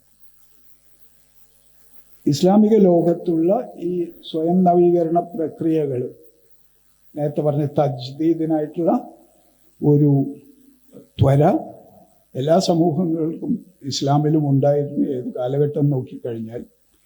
അതുകൊണ്ട് തന്നെ ഒരു ഇസ്ലാമിക് ട്രഡീഷൻ എന്ന് പറയുന്നത് വെറും ട്രഡീഷൻ എന്നുള്ള നിലക്കല്ല, അതിൽ തന്നെ മോഡേണിറ്റിയുടെ അതിലൂടെ തന്നെ ഉണ്ടാക്കിയെടുത്തിട്ടുള്ള മോഡേണിറ്റി നിരന്തരം ഉള്ള പുതുക്കലിൻ്റെ ഒരു നിരന്തര സ്വഭാവം അതിനുണ്ട് എന്നുള്ളത്. അതുകൊണ്ട് തന്നെ യൂറോപ്യൻ ആധുനികതയും ഇസ്ലാമിക ചിന്തകളും ഇസ്ലാമിക ട്രഡീഷൻ ആകമാനവും ഒന്നിച്ചു കൊണ്ടുപോകാൻ പറ്റുന്ന ഒന്നാണ് എന്നാണ് അദ്ദേഹം വ്യാഖ്യാനിക്കാൻ ശ്രമിക്കുന്നത്. ഇത് രണ്ടും ഒന്നാണ് എന്നുള്ളതോ ഒന്ന് മറ്റൊന്നിനെ സ്വീകരിക്കണമെന്നുള്ളതോ അല്ല, മറിച്ച് ഇത്തരത്തിൽ അപ്പോൾ ഇസ്ലാമിക് ട്രഡീഷനെ ഈ ആധുനികതയുടെ ഒരു ഭാഷയിൽ കൊണ്ടുവരണമെങ്കിൽ ഈ ഇജ്തിഹാദി ഇൻ്റർപ്രിട്ടേഷൻ ഏറ്റവും പ്രധാനപ്പെട്ട ഒരു ഉപാധിയായിട്ട് അതിന് വരും. ഇസ്ലാമിൻ്റെ ട്രഡീഷനെ ഈ വിധത്തിൽ വ്യാഖ്യാനിക്കുമ്പോഴാണ് യഥാർത്ഥത്തിൽ ഈ യൂറോപ്യൻ ആധുനികതയുടെ ഈ സമയത്ത് ഇസ്ലാമിൻ്റെ തന്നെ സ്വയം നവീകരണ പ്രക്രിയകളെക്കുറിച്ച് മനസ്സിലാക്കാനും മാറ്റത്തിന് വിധേയമാവുന്ന ഒരു ജീവിതചര്യയും ആശയഗതികളുമാണ് ഇസ്ലാമിലുള്ളത് എന്നും അല്ലാതെ ഏതോ കാലത്ത് അടഞ്ഞു പോയിട്ടുള്ള ഒന്നല്ല എന്നുള്ള ഒരു വ്യാഖ്യാനമാണ്. ഇന്ന് നമ്മൾ പലപ്പോഴും മൾട്ടിപ്പിൾ മോഡേണിറ്റീസ് എന്നൊക്കെ പറയും അല്ലേ? യൂറോപ്യൻ മോഡേണിറ്റീസിന് പകരമായി പലപ്പോഴും അനേക സമൂഹങ്ങൾക്ക് അവരുടെ തന്നെ ആധുനികതകൾ ഉണ്ടായിരുന്നു. ഈ നവീകരണ പ്രക്രിയകൾ ഉണ്ടായിരുന്നു. ഇവിടുത്തെ തന്നെ ഭക്തി പ്രസ്ഥാനത്തെയോ ആഫ്രിക്കയിലെ നവോത്ഥാനത്തെയോ മറ്റ് പല സമൂഹങ്ങളുടെയും അത്തരം റിന്യൂവൽ പ്രോസസ്സിനെ ഈ മൾട്ടിപ്പിൾ മോഡേണിറ്റീസിൻ്റെ ഒരു അപഗ്രഥം കൊണ്ടുവരാൻ ശ്രമിക്കാറുണ്ട്. അബ്ദുവിനെ പോലുള്ളവർ അത് ഈജിപ്തിൻ്റെയും ഇസ്ലാമിക ലോകത്തിൻ്റെയും പൊതു കോണ്ടെക്സ്റ്റിലും 19-ാം നൂറ്റാണ്ടിൻ്റെ രണ്ടാം പകുതിയും കാര്യമായി ചെയ്യാൻ ശ്രമിച്ചിട്ടുള്ള ആൾ. അതിൽ മുഖ്യമായി വരുന്നത് ഇപ്പോൾ യൂറോപ്യൻ ആധുനിക വിദ്യാഭ്യാസ ആ രീതികൾ. അത് ഈജിപ്തിലൊക്കെ 19-ാം നൂറ്റാണ്ടിൽ ഈ മുഹമ്മദ് അലിയുടെ ഭരണകാലത്ത് അത്തരം ആധുനികവൽക്കരണം നടന്ന ഒരു കാലമാണ്. ഇതും ഇസ്ലാമിക വിദ്യാഭ്യാസ രീതികളും തമ്മിൽ വലിയ പൊരുത്തക്കേടുള്ളതായിട്ടൊന്നും അദ്ദേഹം ഈജിപ്തിലെ മുഫ്തി ആയിരിക്കുമ്പോഴാണ് യഥാർത്ഥത്തിൽ സ്ത്രീകൾക്ക് പാശ്ചാത്യ വിദ്യാഭ്യാസം കൊടുക്കണമെന്ന് ആവശ്യപ്പെടുന്നു. കാരണം ഈ പാശ്ചാത്യ വിദ്യാഭ്യാസം എന്ന് പറയുന്നത് എന്തോ അനിസ്ലാമികമായിട്ടുള്ള ഒരു കാര്യമായിട്ട് അദ്ദേഹത്തിന് തോന്നിയിട്ട് ഇല്ല എന്ന് നിങ്ങൾക്കറിയാം. ഇത്തരം സാമൂഹ്യ നവീകരണ പ്രക്രിയകളൊക്കെ നിങ്ങൾ ഇന്ത്യയുടെ കാര്യം നോക്കുകയാണെങ്കിൽ ലോകത്തെ പല ഭാഗത്തും കോളനിവൽക്കരിക്കപ്പെട്ടിട്ടുള്ള രാജ്യങ്ങളിലൊക്കെ തന്നെ സാമൂഹ്യ നവോത്ഥാന പ്രസ്ഥാനങ്ങൾ ഉടലെടുത്തു വന്നിട്ടുള്ള ഒരു സാഹചര്യമാണ്. ഇത് ഈജിപ്തിൻ്റെ മാത്രം ഒരു സവിശേഷതയൊന്നുമല്ല. ഇവിടെയല്ലേ നിങ്ങൾക്കറിയാം, പിന്നെ ജാതി അത്തരത്തിലുള്ള ഓപ്പറേഷനെതിരെ ഭൂലയുടെ സമരങ്ങൾ ഇവിടെ 19-ാം നൂറ്റാണ്ടിൻ്റെ അവസാനം കേരളത്തിൽ തന്നെ 20-ാം നൂറ്റാണ്ടിൻ്റെ ആദ്യം അത് കൂടുതൽ ശക്തിപ്പെട്ടു എന്നുള്ളതായിരുന്നു. അനേക വിധത്തിലുള്ള മതനവീകരണ പ്രസ്ഥാനങ്ങൾ ലോകത്ത് പലയിടത്തും സംഭവിക്കുന്നു. ഈജിപ്തിലും അത് സംഭവിക്കും. അതിന് മുഖ്യമായിട്ടുള്ള ഒരു ഉദാഹരണം മാത്രമാണ് പിന്നെ അബ്ദുവിൻ്റെ. അതിൽ അഫ്ഗാനിയുടെ റോൾ നിങ്ങൾക്കറിയാം. ഈ ലോകത്തെ ഈ രാജ്യങ്ങളൊക്കെ തമ്മിൽ ബന്ധപ്പെടുത്തുന്ന ഒരു കണ്ണിയായിട്ടാണ് അഫ്ഗാനി അവിടെ സ്വയം ഉള്ള ആ ചിന്തകൻ്റെ റോള് എപ്പോഴും അബ്ദുവിനാണ്. ഒരു ആൻറ്റി ഇമ്പീരിയലിസ്റ്റ് നിലപാടിൻ്റെ ആളാണ് അഫ്ഗാനി എന്ന് പറയുന്നത്. അത് പക്ഷേ അനേക സമൂഹത്തിൽ ജീവിച്ചിരുന്ന ഒരാളെന്നുള്ള നിലയ്ക്ക് അദ്ദേഹം ഇത്തരത്തിലുള്ള സാമൂഹ്യ മാറ്റങ്ങളുടെ ഒരു അവസ്ഥയെ മനസ്സിലാക്കിക്കൊണ്ടുകൂടിയാണ് അറബി ലോകത്തെ മാറ്റങ്ങൾക്കും വലിയ പ്രചോദനമായിട്ട് അഫ്ഗാനി മാറുകയും ചെയ്യും. അപ്പോൾ ആധുനികതയുടെ ആ ഒരു തലം ഇതൊരു ഇൻ്റലക്ച്വൽ ട്രഡീഷനായിട്ട് നമുക്ക് കാണാൻ സാധിക്കുമെന്ന് പറയുന്നത് ഇജ്തിഹാദിനെ കുറിച്ചുള്ള അഭിപ്രായങ്ങൾ തന്നെയാണെങ്കിലും ഇപ്പോൾ നിങ്ങൾ ഹസൻ ഹാനഫിയെ പോലുള്ള ഈജിപ്ഷ്യൻ ചിന്തകർ, മുഹമ്മദ് അബീദ് അൽ ജാബറി മൊറോക്കൻ ചിന്തകർ, അതുപോലുള്ള ആൾക്കാർ ഈ റാഷണാലിറ്റിയുടെ വശം, ഇജ്തിഹാദിൻ്റെ ഇൻ്റർപ്രിറ്റേറ്റീവ് വശം മാത്രമല്ല, ഒരു വിധത്തിൽ ആ ഒരു എന്താണ് അവർ സ്വയം വിളിക്കുന്നത്, അബീദ് അൽ ജാബറി എപ്പോഴും പറയുന്നത് ആ അവറോസിയൻ മൊമെൻ്റ് എന്നാണ് അദ്ദേഹത്തിൻ്റെ തന്നെ. ഇബ്നു റുഷ്ദിൻ്റെ ഒരു പുനരാവിഷ്കരണം എന്നുള്ള നിലക്കാണ് 20-ാം നൂറ്റാണ്ടിലെ അതിലേക്കുള്ള ഒരു തിരിച്ചുപോക്ക് എന്ന അതിൻ്റെ ഇൻ്റർപ്രിട്ടേഷനായിട്ടാണ് അബീദ് അൽ ജാബറി ഹസൻ ഹാനഫിയും ഒരു പരിധിവരെ ശ്രമിച്ചിട്ടുള്ളത്. ആ ഒരു അവറോസിയൻ മൊമെൻറ്റിലേക്ക് പോകുന്നത് പലപ്പോഴും അതും കടന്ന് ഒരു വിധത്തിൽ സ്വയം ഇവർ രണ്ടുപേരും നിയോ മുത്തസലൈറ്റുകൾ എന്നും കൂടെ സ്വയം വിശേഷിപ്പിക്കും. പലപ്പോഴും ആ മുത്തസലി ട്രഡീഷണൽ റാഷണാലിറ്റിക്കുള്ള ആ ഒരു പ്രാധാന്യത്തെ കൂടി കാണും. എന്നാൽ സ്വയം ഇസ്ലാമിക് ഫിലോസഫേഴ്സായിട്ട് നിലകൊള്ളുകയും ചെയ്യും. കാരണം ഈ റാഷണാലിറ്റിയെക്കുറിച്ചുള്ള, യുക്തിയെക്കുറിച്ചുള്ള ഈ ചിന്ത അനിസ്ലാമികം എന്നുള്ള ഒരു രീതിയിലേക്ക് ഒരിക്കലും വ്യാഖ്യാനിക്കാൻ സാധിക്കില്ല എന്നുള്ളതാണ് അവരുടെ നിലപാട്. ആ യുക്തിയുടെ ഒരു വശം ഇവർ ജീവിച്ചിരിക്കുന്ന, പ്രത്യേകിച്ച് 20-ാം നൂറ്റാണ്ടിൻ്റെ രണ്ടാം പകുതിയിലൊക്കെ ഏറ്റവും പ്രധാനമായി വരുന്നത് ഈ അറബ് ലോകത്തൊക്കെ തന്നെ ഇസ്ലാമിക പ്രസ്ഥാനങ്ങൾ പുതിയ രീതിയിൽ വരുന്ന ഒരു കാലഘട്ടത്തിൽ കൂടിയാണ്. അത് പഴയ മുസ്ലിം ബ്രദർഹുഡ് വേറെ പുതിയ കൂടുതൽ അസേർട്ട് ചെയ്യുന്ന രാഷ്ട്രീയത്തിൽ ഇവർക്കൊക്കെ അബീദ് ജാബറിക്കാണെങ്കിൽ പ്രത്യേക ഹസനാനക്ക് പ്രത്യേകിച്ച് അവർക്കൊക്കെ പഴയൊരു പിന്നെ ഈ ബ്രദർഹുഡിൻ്റെ ഒരു ചരിത്രം അവർക്കുണ്ട്. അവർ അതിൻ്റെ തന്നെ ഭാഗമായിരുന്നു ഒരു കാലം. പക്ഷെ അത് എത്തിച്ചേരുന്ന പുതിയ സാഹചര്യങ്ങൾ, പുതിയ തരം പ്രസ്ഥാനങ്ങൾ ഇസ്ലാമും രാഷ്ട്രീയവും പ്രത്യേക വിധത്തിൽ കൂടിച്ചേർന്ന് ഈ പ്രദേശത്താകമാനം 20-ാം നൂറ്റാണ്ടിലെ രണ്ടാം പകുതിയിൽ ആവിർഭവിക്കുന്ന ഒരു രാഷ്ട്രീയ സാഹചര്യം, അത് ഇസ്ലാമിനെ വലിയ തോതിൽ പലപ്പോഴും പ്രതിക്കൂട്ടിലാക്കുകയാണ് ചെയ്യുന്നത് ലോകത്തിൻ്റെ മുമ്പിൽ. അപ്പോൾ ഈ സമയത്ത് ഇസ്ലാമിക ചിന്തകരുടെ ഉത്തരവാദിത്വം എന്താണെന്നുള്ളതാണ് അവരെ സംബന്ധിച്ചിടത്തോളം പ്രധാനപ്പെട്ട ചോദ്യം. അവിടെയാണ് ഈ മോഡേൺ റാഷണാലിറ്റി എന്നൊക്കെ പറയുന്നത് വളരെ പഴയൊരു ഇസ്ലാമിക ചരിത്രമാണ്. അതിൽ ഇബ്നു റുഷ്ദിൻ്റെ ഒക്കെ കോൺട്രിബ്യൂഷൻ വളരെ പ്രധാനമാണ്. ഇത് ഇസ്ലാമിന് ആധുനികമായിട്ടുള്ള ഭാഷയിൽ സംസാരിക്കാൻ നല്ല ശേഷിയുണ്ട്. അതുകൊണ്ടാണ് ആ ഒരു അവറോസിയൻ മൊമെൻറ്റിലേക്ക് നമ്മൾ പോകണം. അത് അബീദുൽ ജാബിരിയൊക്കെ ഉപയോഗിച്ചത് ഈ മനുഷ്യാവകാശത്തെക്കുറിച്ചുള്ള ചിന്തകളാണ്.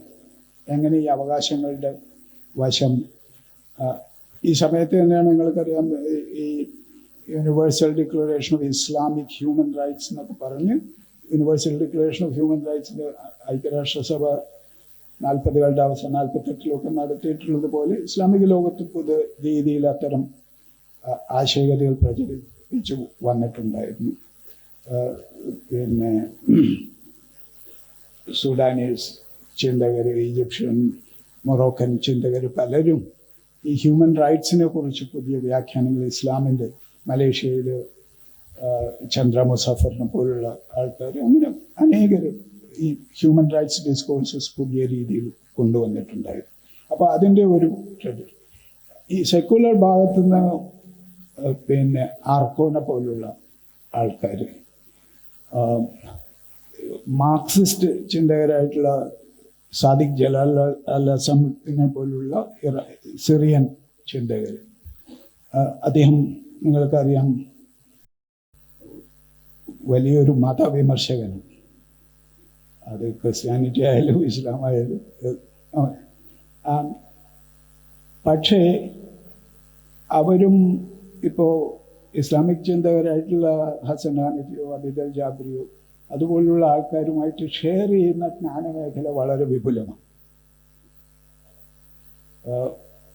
മതവിരുദ്ധരും മതം കാര്യമായി ഫോളോ ചെയ്യുന്ന ചിന്തകരും തമ്മിലുള്ള കൊണ്ടുകൊടുപ്പുകൾ കാണാൻ സാധിക്കും.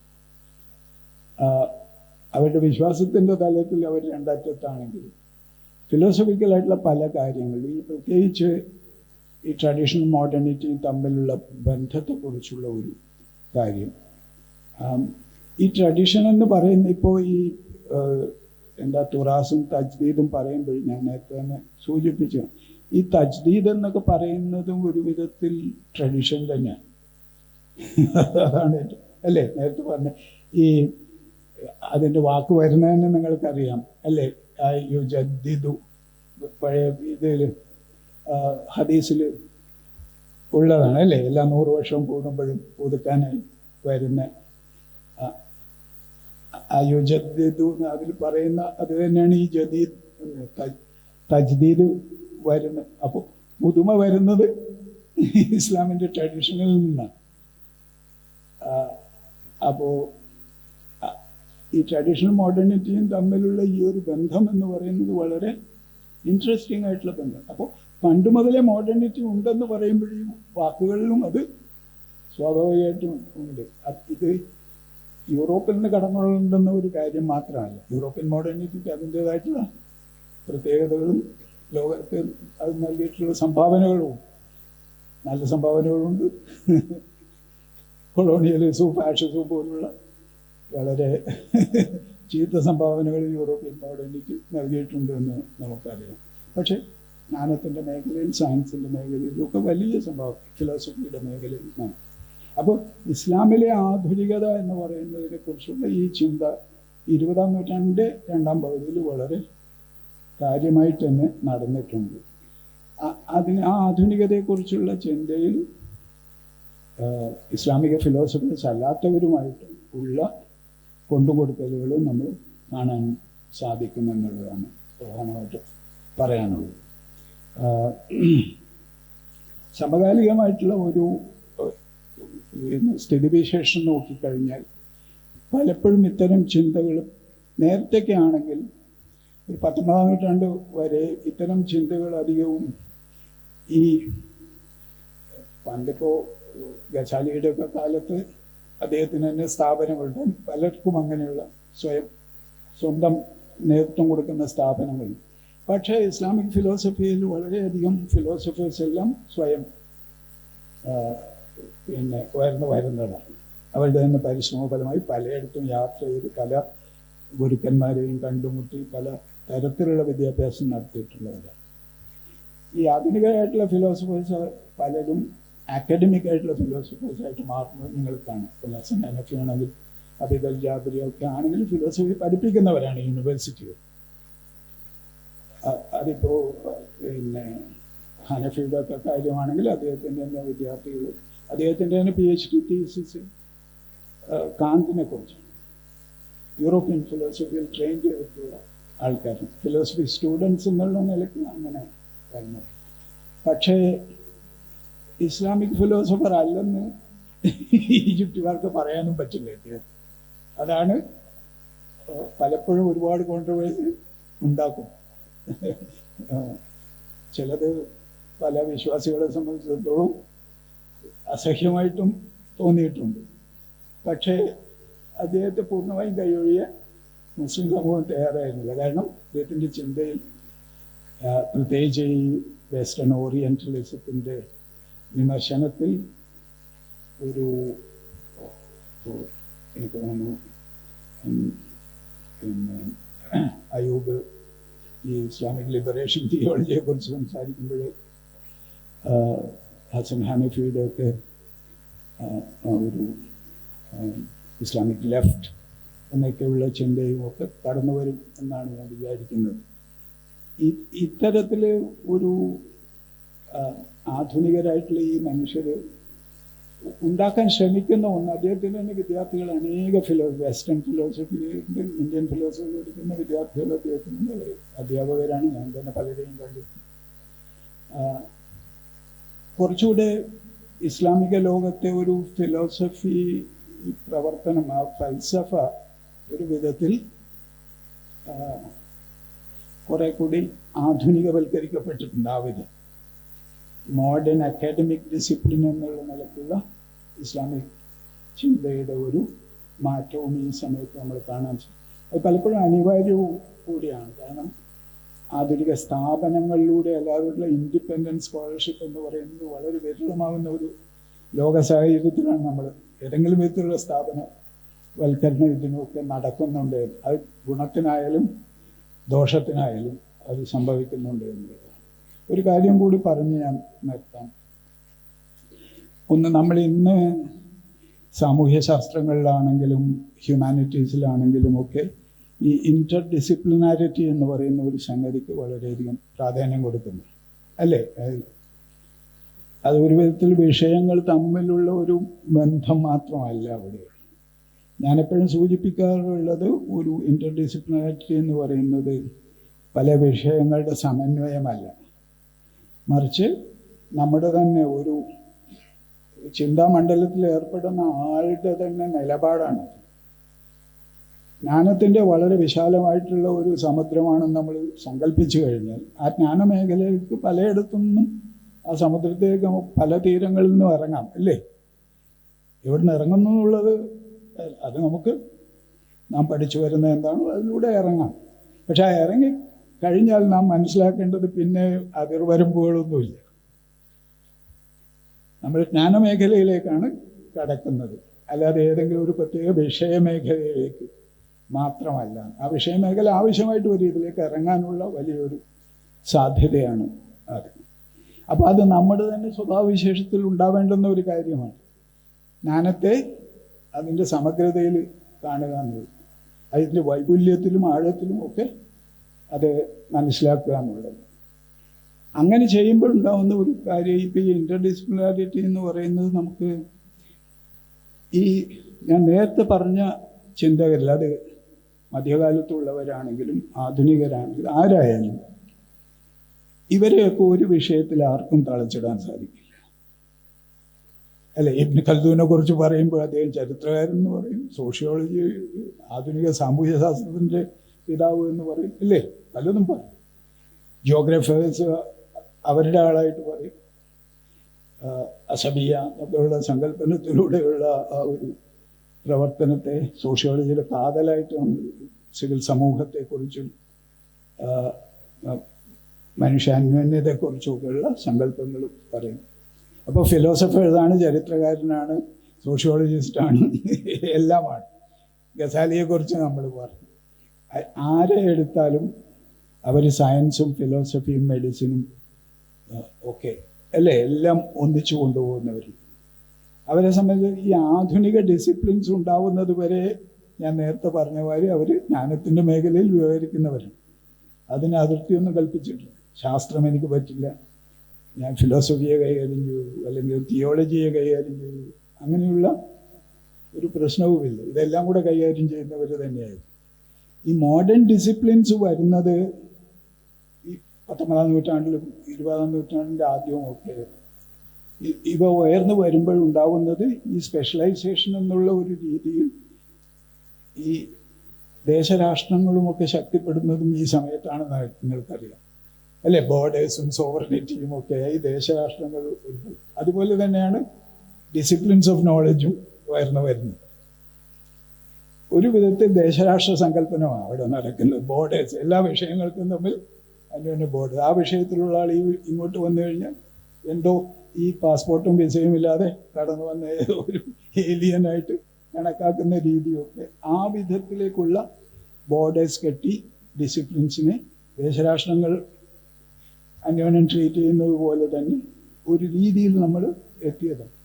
ഇതിലൂടെ നമുക്ക് ഉണ്ടാകുന്ന വലിയ പ്രതിസന്ധി എന്താണെന്ന് വെച്ചാൽ, ഈ മുൻകാലങ്ങളിൽ ജീവിച്ചിരുന്ന മനുഷ്യരുടെ ജ്ഞാന മേഖലകളുടെ ഒരു വൈപുല്യം അതിനെ മനസ്സിലാക്കാൻ പലപ്പോഴും നമ്മുടെ ഈ ഒരു ഡിസിപ്ലിനറി നോളജ് വലിയ തടസ്സമാകുന്നുണ്ട്. ഇൻ്റർ ഡിസിപ്ലിനറി ആണെങ്കിൽ നമുക്ക് അത് പെട്ടെന്ന് മനസ്സിലാവും ഏതൊക്കെ വിധത്തിൽ അദ്ദേഹത്തിൻ്റെ സയൻസും മതവും ഒന്നിച്ചു പോകുന്നുണ്ടോ എന്നൊക്കെ ഇന്നിപ്പോൾ ചിന്ത വരും. അവർക്ക് അങ്ങനെ ഒരു ചിന്ത തന്നെ ഒരു പ്രശ്നമേ അല്ല. അതൊരു എന്തോ ഒരു കോൺഫ്ലിക്റ്റായിട്ട് അവർ കരുതുന്നത് തന്നെയാണ്. അത് നാം കരുതുന്നത് പലപ്പോഴും ഈ വിഭജനത്തിലൂടെയാണ്. അത്തരം ഒരു അതുകൊണ്ട് അതിൻ്റെ സമഗ്രതയിൽ മനസ്സിലാക്കേണ്ടത് അത്യാവശ്യമാണ്. അതുകൊണ്ട് ഇപ്പോഴുള്ള കാര്യമായിട്ടുള്ള ഫിലോസഫേഴ്സും എപ്പോഴും ചെയ്യുന്ന ഒരു കാര്യം, കഴിയുന്നത്ര ഈ വിഷയ അതിർത്തികൾ ഭേദിക്കാനുള്ള ശ്രമം എന്നും നടത്തിക്കൊണ്ടിരിക്കുക എന്നുള്ളതാണ്. അതിലൂടെ നമുക്ക് കുറച്ചുകൂടി പൗരാണിക ഫിലോസഫേഴ്സ് ആണെങ്കിലും മധ്യകാലത്തുള്ളവരാണെങ്കിലും ആധുനിക ഫിലോസഫേഴ്സിനാണെങ്കിലും ഒക്കെ കുറച്ചുകൂടെ കാര്യമായി മനസ്സിലാക്കാൻ സാധിക്കും. മറ്റൊന്ന് ഞാൻ പറഞ്ഞതുപോലെ അവരുടെ തന്നെ മനുഷ്യ ജീവിതവും അവരുടെ ബയോഗ്രഫിക്കലായിട്ടുള്ള ഡീറ്റെയിൽസ്, അവരുടെ ജീവിത സാഹചര്യങ്ങളും അവരുടെ ചിന്താ പദ്ധതിയും തമ്മിലുള്ള അന്യോന്യ ബന്ധത്തിൽ മനസ്സിലാക്കാൻ ശ്രമിക്കുക എന്നുള്ളത് വളരെ പ്രധാനപ്പെട്ട ഒരു സംഗതിയാണ്. ഈ ഒരു സെഷനിലൂടെ ആ വിധത്തിൽ വളരെ വിപുലമായിട്ടുള്ള ഒന്നിനെക്കുറിച്ചും ഡീറ്റെയിൽഡായിട്ട് പറയാൻ പറ്റില്ല. പക്ഷേ ഒരു ഓവർവ്യൂ ആ വിധത്തിൽ ആ ഇൻ്റലക്ച്വൽ ട്രഡീഷനെ കുറിച്ച് മനസ്സിലാക്കേണ്ടുന്ന രീതികളെക്കുറിച്ചുമുള്ള ചില ധാരണകളും സ്വരൂപിക്കാൻ കഴിഞ്ഞിട്ടുണ്ടെങ്കിൽ ഇത് സാർത്ഥകമാണ്. നമസ്കാരം. Thank you, sir. Thank you, sir, for your illuminating and thought-provoking words. Now it's time for the audience to ask the questions and clarify their doubts within the topic.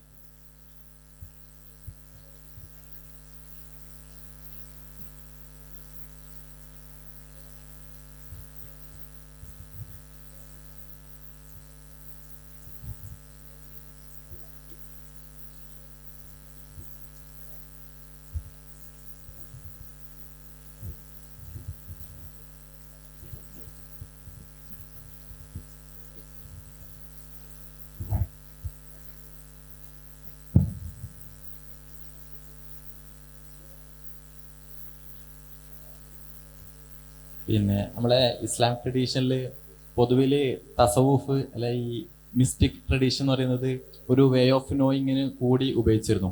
പക്ഷെ ഇപ്പോഴത്തെ ഈ കാലത്ത് അതൊരു പ്യുവർ സ്പിരിച്വൽ ആ ഒരു തലത്തിലേക്ക് മാത്രം മാറിയില്ലേ?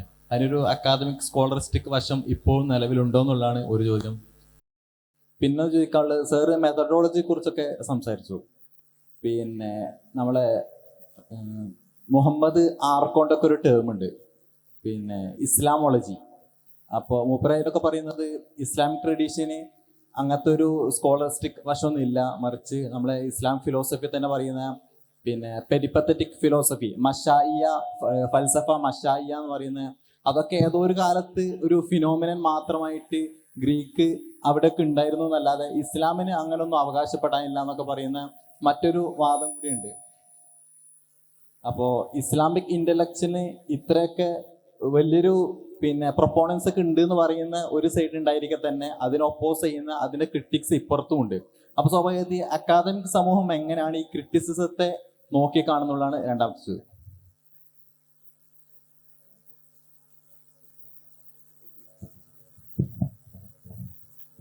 ആദ്യത്തെ തസവുഫിനെ കുറിച്ച് ഉള്ള ചോദ്യം, ഇപ്പൊ സ്കോളർലി ആയിട്ടുള്ള പഠനങ്ങളിൽ അത് പിന്നെ സൂഫിസം വരുന്നത് പുതിയൊരു കാര്യമല്ല. അതുകൊണ്ട് ഞാൻ നേരത്തെ തന്നെ സൂചിപ്പിച്ചു, വളരെ വിദൂരമായിട്ടുള്ള ഒരുതരം അവധൂത രീതിയിലുള്ള സൂഫിസം, തരം സ്പിരിച്വൽ മാത്രമായിട്ടുള്ള അവർക്ക് ഈ സമകാലിക ജീവിതവുമായിട്ടൊരു ബന്ധവും ഇല്ലാത്ത രീതിയിലുള്ള ഒരു വ്യാഖ്യാനം അതിന് വലിയൊരു അടിസ്ഥാനം കാണാൻ സാധിക്കില്ല. അക്കാഡമികമായിട്ട് പഠിക്കുന്ന പലപ്പോഴായിട്ട് നടന്നിട്ടുണ്ട്. ഈ 20-ാം നൂറ്റാണ്ട് ആദ്യം അതിന് ഇപ്പൊ കഴിഞ്ഞ ഒരു നൂറ്റാണ്ടിലധികമായിട്ട് അതിന് കൂടുതൽ ശക്തി വന്നിട്ടുണ്ട്. പ്രധാനമായും പിന്നെ റൈനോൾഡ് നിക്കൽസന്റെ വർക്കുകളാണ്. അദ്ദേഹം പിന്നെ കേംബ്രിഡ്ജിൽ ഒരേ സമയത്ത് ഈ പേർഷ്യൻ ടെക്സ്റ്റുകളെ കുറിച്ച് വർക്ക് ചെയ്യും, സൂഫി ടെക്സ്റ്റുകൾ, പ്രത്യേകിച്ച് റൂമിയെ കുറിച്ചൊക്കെ വർക്ക് ചെയ്യുന്ന സമയത്ത് തന്നെയാണ് അറബിക് ലിറ്ററേച്ചർ, അദ്ദേഹത്തിൻ്റെ ഹിസ്റ്ററി ഓഫ് അറബിക് ലിറ്ററേച്ചർ ഒരു ടെക്സ്റ്റ് ബുക്കായിട്ട് നമ്മൾ നേരത്തെ ഉപയോഗിക്കുന്നത്. ഇന്ന് ഉപയോഗിക്കുന്നുണ്ടോ എന്ന് അറിയില്ല. റൈനോൾഡ് നിക്കൽസൺ. അപ്പോൾ ഈ സൂഫി ട്രഡീഷനെ കുറിച്ച് കാര്യമായിട്ടുള്ള വർക്ക് അദ്ദേഹം സ്വയം ചെയ്തു എന്നുള്ളത് മാത്രമല്ല, ഇപ്പൊ അല്ലമ ഇക്ബാലിനെ പോലുള്ള ആൾക്കാർ, എൻ്റെ തന്നെ അധ്യാപകൻ ഡോക്ടർ കേസർ അലി ഖാൻ മൈസൂരിലായിരുന്നു. അദ്ദേഹം ആർ.എ. നിക്കൽസന്റെ സ്റ്റുഡൻ്റ് ആയിരുന്നു. അപ്പോൾ അദ്ദേഹം റൂമിയെ കുറിച്ചാണ്, പേർഷ്യൻ ഭാഷയിൽ തന്നെയാണ് അദ്ദേഹം കേംബ്രിഡ്ജിൽ PhD ചെയ്തിട്ടുണ്ടായത്. പിന്നെ ഈ നിക്കൽസന്റെ തന്നെ ഒരുപാട് സ്റ്റുഡൻസും കൊളീഗ്സും ആ വിധത്തിലും വർക്ക്. അപ്പോൾ കഴിഞ്ഞ ഒരു നൂറ്റാണ്ടായിട്ട് ആ സൂഫിസത്തിൽ ധാരാളമായിട്ടുള്ള വർക്ക് അങ്ങനെ വന്നിട്ടുണ്ട്. പൂർണ്ണമായിട്ട് ഇതിൽ നിന്ന് അക്കാഡമികമായിട്ടുള്ള ഒരു സംഗതി അല്ല എന്ന് ക്ലെയിം ചെയ്യുമ്പോഴും അത് അക്കാഡമിക് ഒരു ഇതിൻ്റെ പ്രധാന വശമായിട്ട് മാറിയിട്ടുണ്ട്. ധാരാളം പഠനങ്ങൾ അതിനെക്കുറിച്ച് യഥാർത്ഥത്തിൽ വന്നിട്ടുണ്ട്. അത് പിന്നെ റൂമിയാണ് അതിൽ വലിയൊരു, ഇപ്പോൾ അടുത്ത കാലത്ത് പിന്നെ ഇബ്ൻ അറബിയെ കുറിച്ചുള്ള ഒരു പുസ്തകം, അത് നമ്മുടെ മാർക്കറ്റിൽ വലിയ വിലയാണ്, അത് അർജുൻ നായർ എന്ന് പറയുന്ന ഒരു ആള് ഇബ്ന അറബിയെ കുറിച്ച് നല്ലൊരു വലിയ പഠനം നടത്തിയിട്ടുണ്ട്. ഇബ്ന അറബിയെ കുറിച്ച് ധാരാളം വർക്ക്, ചിറ്റ്നിക്കിന്റെ വർക്കുണ്ട്. ഈ സൂഫിസത്തെ കുറിച്ചുള്ള അക്കാദമികമായിട്ടുള്ള പഠനങ്ങൾ നല്ലവണ്ണം കഴിഞ്ഞ ഒരു നൂറ്റാണ്ടായി നടക്കുന്നുണ്ട് എന്നുള്ളതാണ് അതിൻ്റെ ഒരു റെസ്പോൺസ്. രണ്ടാമത്തെ കാര്യം, ഈ ഇസ്ലാമിക ഫിലോസഫി, അതിൻ്റെ പുറത്തു നിന്ന് ഇസ്ലാമിൽ കാര്യമായിട്ട് ഫിലോസഫി ഇല്ലെന്നൊക്കെയുള്ള വിമർശനം. പക്ഷെ ആ വിമർശനം, രണ്ടാമത് പറയുന്ന വിമർശനം, ഇതിൽ ഫിലോസഫി കാര്യമായിട്ടില്ലെന്നൊക്കെ പറയുന്നത് ഇസ്ലാമിക് ഫിലോസഫി കാര്യമായിട്ട് പഠിച്ചിട്ടുള്ളവരുടെ ഭാഗത്തു നിന്നുള്ള വിമർശനമല്ല. അങ്ങനെയുള്ള വിമർശനം പഠിച്ചിട്ടുള്ള ആൾക്കാരെ സംബന്ധിക്കുന്ന ഒരു ഇതെന്ന് വെച്ചാൽ അതിനെ കാര്യമായിട്ട് അന്വേഷിക്കാൻ, നിങ്ങളിപ്പം ആഡംസന്റെ ഒക്കെ പുസ്തകങ്ങൾ നിങ്ങൾ കാണുന്നുണ്ടാവും ഇല്ലേ? ഇസ്ലാമിക് ഫിലോസഫിയെ കുറിച്ചുള്ള സാധാരണ ടെക്സ്റ്റ് ബുക്ക് മുതൽ വലിയ ഇതുവരെ എഴുതുന്നവരുണ്ട്. എത്ര വേണമെങ്കിലും, ഇപ്പോൾ ഞാനൊരു പക്ഷേ നേരത്തെ ഇവിടെ സൂചിപ്പിച്ചിട്ടുണ്ടായിരുന്നു, ഞാനൊക്കെ പഠിക്കുന്ന സമയത്താണ് ഈ ഇറാനിയൻ വിപ്ലവം ഒക്കെ. 79-ൽ, ഞാൻ 80-ലാണ് മിഡിൽ ഈസ്റ്റേൺ സ്റ്റഡീസ് വിഷയമായി MA പഠിക്കാൻ തുടങ്ങി. അപ്പോൾ ആ സമയത്ത് ആ കാലത്തൊക്കെ ഇസ്ലാമിനെ കുറിച്ചുള്ള വാക്കുകൾ വളരെ കുറവേ ലൈബ്രറിയിലൊക്കെ ഉണ്ടായിരുന്നു. പക്ഷേ 80-കളിൽ വലിയൊരു നിര തന്നെ ഇസ്ലാമിനെ കുറിച്ച്. കാരണം ഒരു ആധുനിക ലോകത്ത് മത അടിസ്ഥാനത്തിൽ ഒരു വിപ്ലവം നടക്കാൻ സാധിക്കുമോ എന്നുള്ളത്, ഫ്രഞ്ച് വിപ്ലവത്തിന് ശേഷം അങ്ങനെയൊന്നും ഉണ്ടായിട്ടില്ല. എല്ലാം സെക്കുലർ വിപ്ലവങ്ങളാണ്. ഇതെങ്ങനെ സാധ്യമായി എന്നുള്ളത് വലിയ അത്ഭുതമായി. അപ്പോൾ മിഷേൽ ഫൂക്കോയൊക്കെ ഇറാനിയൻ വിപ്ലവത്തിൻ്റെ സമയത്ത് ഇറാനിൽ അത് കവർ ചെയ്യാൻ വന്നിട്ടുണ്ടായിരുന്നു. അപ്പോൾ അദ്ദേഹത്തിനുമൊക്കെ, അദ്ദേഹം ഫ്രഞ്ച് റവല്യൂഷൻ്റെ ചരിത്രത്തിൽ നിന്ന് വരുന്ന ആളാണ് അല്ലേ, അദ്ദേഹത്തിന് വലിയ അത്ഭുതമായിരുന്നു. അപ്പോൾ ഈ മാർക്സിനെ കോട്ട് ചെയ്തുകൊണ്ടാണ് അദ്ദേഹം ഇറാനിയൻ റവല്യൂഷൻ അത് നടന്നുകൊണ്ടിരിക്കുന്ന സമയത്ത് അതിനെ വ്യാഖ്യാനിക്കാൻ ശ്രമിച്ചു. റിലിജിയനെ കുറിച്ച് മാർക്സിന്റെ ഒന്ന് നിങ്ങൾക്കറിയാമല്ലേ, religion is the opiate of the masses എന്ന് പറയുന്നത്. അതിൻ്റെ കൂടെയുള്ള മറ്റേ അദ്ദേഹം ഒരു വൈരുദ്ധ്യാത്മകവാദിയാണെന്ന് നിങ്ങൾക്കറിയാം. മറ്റേ വശം, religion is the spirit of the spiritless world, soul of the soulless world. ആത്മാവില്ലാത്ത ലോകത്തിന്റെ ആത്മാവാണ് മതം, മാർക്സിന്റെ കൊട്ടേഷനാണ്. അപ്പോൾ അതുപയോഗിച്ചാണ് ഫൂക്കോ ഇറാനിയൻ വിപ്ലവത്തെ വ്യാഖ്യാനിക്കാൻ ശ്രമിച്ചത്. ഇത് എങ്ങനെ ഒരു ആധുനികതയുടെ തന്നെ അടിസ്ഥാന ശിലകളെ മാറ്റിമറിക്കുന്ന ഒരു കാര്യം, മതത്തിന്റെ ഒരു വശം പൂർണ്ണമായും പിറകിലോട്ട് മാറ്റിയിട്ടാണ് യൂറോപ്യൻ ആധുനികത വളർന്നത് എന്നുള്ള ഒരു ധാരണ എല്ലാവർക്കും ഉണ്ട്. അത് പൂർണ്ണമായും ശരിയല്ല, പക്ഷെ മുഖ്യമായിട്ടും അങ്ങനെ ആണെന്ന് നമുക്ക് പറയാൻ സാധിക്കും. പല ക്രിസ്ത്യൻ മത അംശങ്ങളും കൂടെ ചേർന്നതാണ് ആധുനികത. പക്ഷേ കാര്യമായി അങ്ങനെയായിരുന്നു. അതല്ലാതെ ഒരു എന്താണ് നമ്മൾ പോസ്റ്റ് സെക്കുലറിസം എന്നൊക്കെ ഇന്ന് വിളിക്കുന്ന ഒരു പോസ്റ്റ് സെക്കുലർ വേൾഡിലേക്ക് ഉള്ള ഒരു കടക്കലിന് ആ ഇറാനിയൻ വിപ്ലവം കാര്യമായിട്ടുള്ള ഒരു സംഭാവന. ഹമീദ് ബാഷി അല്ലെങ്കിൽ ആസിഫ് ബയാത്ത് ഇതുപോലുള്ള ഇസ്ലാമിക ചിന്തകർ തന്നെയാണ് അവർ. അതുപോലുള്ള ആൾക്കാരുടെയൊക്കെ വർക്ക് പിന്നെ നമ്മൾ കാണുന്നത് ആ സമയത്താണ്. അപ്പോൾ ഇസ്ലാമിൻ്റെ ഒരു ഇൻ്റലക്ച്വൽ ട്രഡീഷനെ പൂർണ്ണമായി തള്ളിക്കളഞ്ഞുകൊണ്ടുള്ള ഒരു വ്യാഖ്യാനം എന്ന് പറയുന്നത് കഴമ്പുള്ള പഠിച്ചിട്ടുള്ള ആൾക്കാരുടെ ഭാഗത്ത് നിന്ന് അത് ഉണ്ടായിട്ടില്ലെന്നാണ് എനിക്ക് തോന്നുന്നത്. മറിച്ചുള്ള ഒരു ഉപരിപ്ലവമായിട്ടുള്ള എഴുത്തും പ്രൊപ്പഗൻഡയുമാണ് അതിൻ്റെ പറയുകൾ കൂടുതലായിട്ട് ഉള്ളത്. അതിലധികം വേവലാതിപ്പെടേണ്ടതായിട്ടില്ല. അത് പിന്നെ മുസ്ലിങ്ങളായിട്ടുള്ള ചിന്തകരുടെ കാര്യം മാത്രമല്ല ഞാൻ പറയുന്നത്, അല്ലാത്ത യൂറോപ്യനോ അമേരിക്കനോ ഒക്കെ വരുന്നതാണെങ്കിലും അല്ലാതെ വരുന്നത് നല്ലവണ്ണം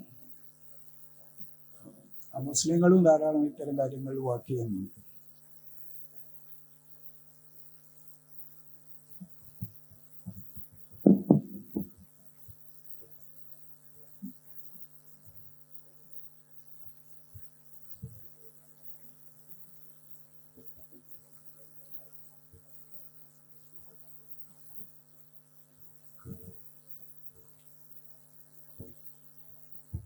ഇപ്പോൾ ഇസ്ലാമിൽ ഈ ചിന്താ പ്രസ്ഥാനങ്ങൾ ഇങ്ങനെ വളർന്നു വരുന്നുണ്ട്.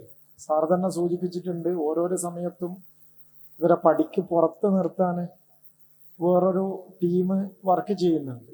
അതിപ്പോൾ പൗരാണിക കാലത്താണെങ്കിലും മധ്യകാലത്താണെങ്കിലും ആധുനിക കാലത്താണെങ്കിലൊക്കെ മുഹമ്മദ് അബ്ദു, ജമാലുദ്ദീൻ അഫ്ഗാനി പോലെയുള്ളവരെ, അതിനു മുമ്പ് ഇബ്നു അറബി അല്ലെങ്കിൽ അത്തരം ട്രഡീഷനുള്ള ആൾക്കാരെ, ഇബ്നു റുഷ്ദി, ഇബ്നു സീന, ഇവരൊക്കെ ഇങ്ങനെയുള്ള ഒരിതുണ്ടായിരിക്കെ നമ്മളുടെ ടെക്സ്റ്റുകൾ, അതായത് ഇസ്ലാം എന്ന് പറയുന്ന ഒരു മതം എന്നുള്ള അർത്ഥത്തിൽ ഇത്തരം ചിന്തകളെ ഉൾക്കൊള്ളുന്നുണ്ടോ, അല്ലെങ്കിൽ ഈ ട്രഡീഷന് വേണ്ടി വാദിക്കുന്നവരുടെ പക്ഷത്താണോ ഇസ്ലാം എന്നുള്ളതാണ് പറയേണ്ടത്. മറുപടി പറയേണ്ടത് ഞങ്ങളാണ്. പക്ഷെ സാറെങ്ങനെയാണ് അതിനെ നോക്കി കാണുന്നത് എന്നാണ്.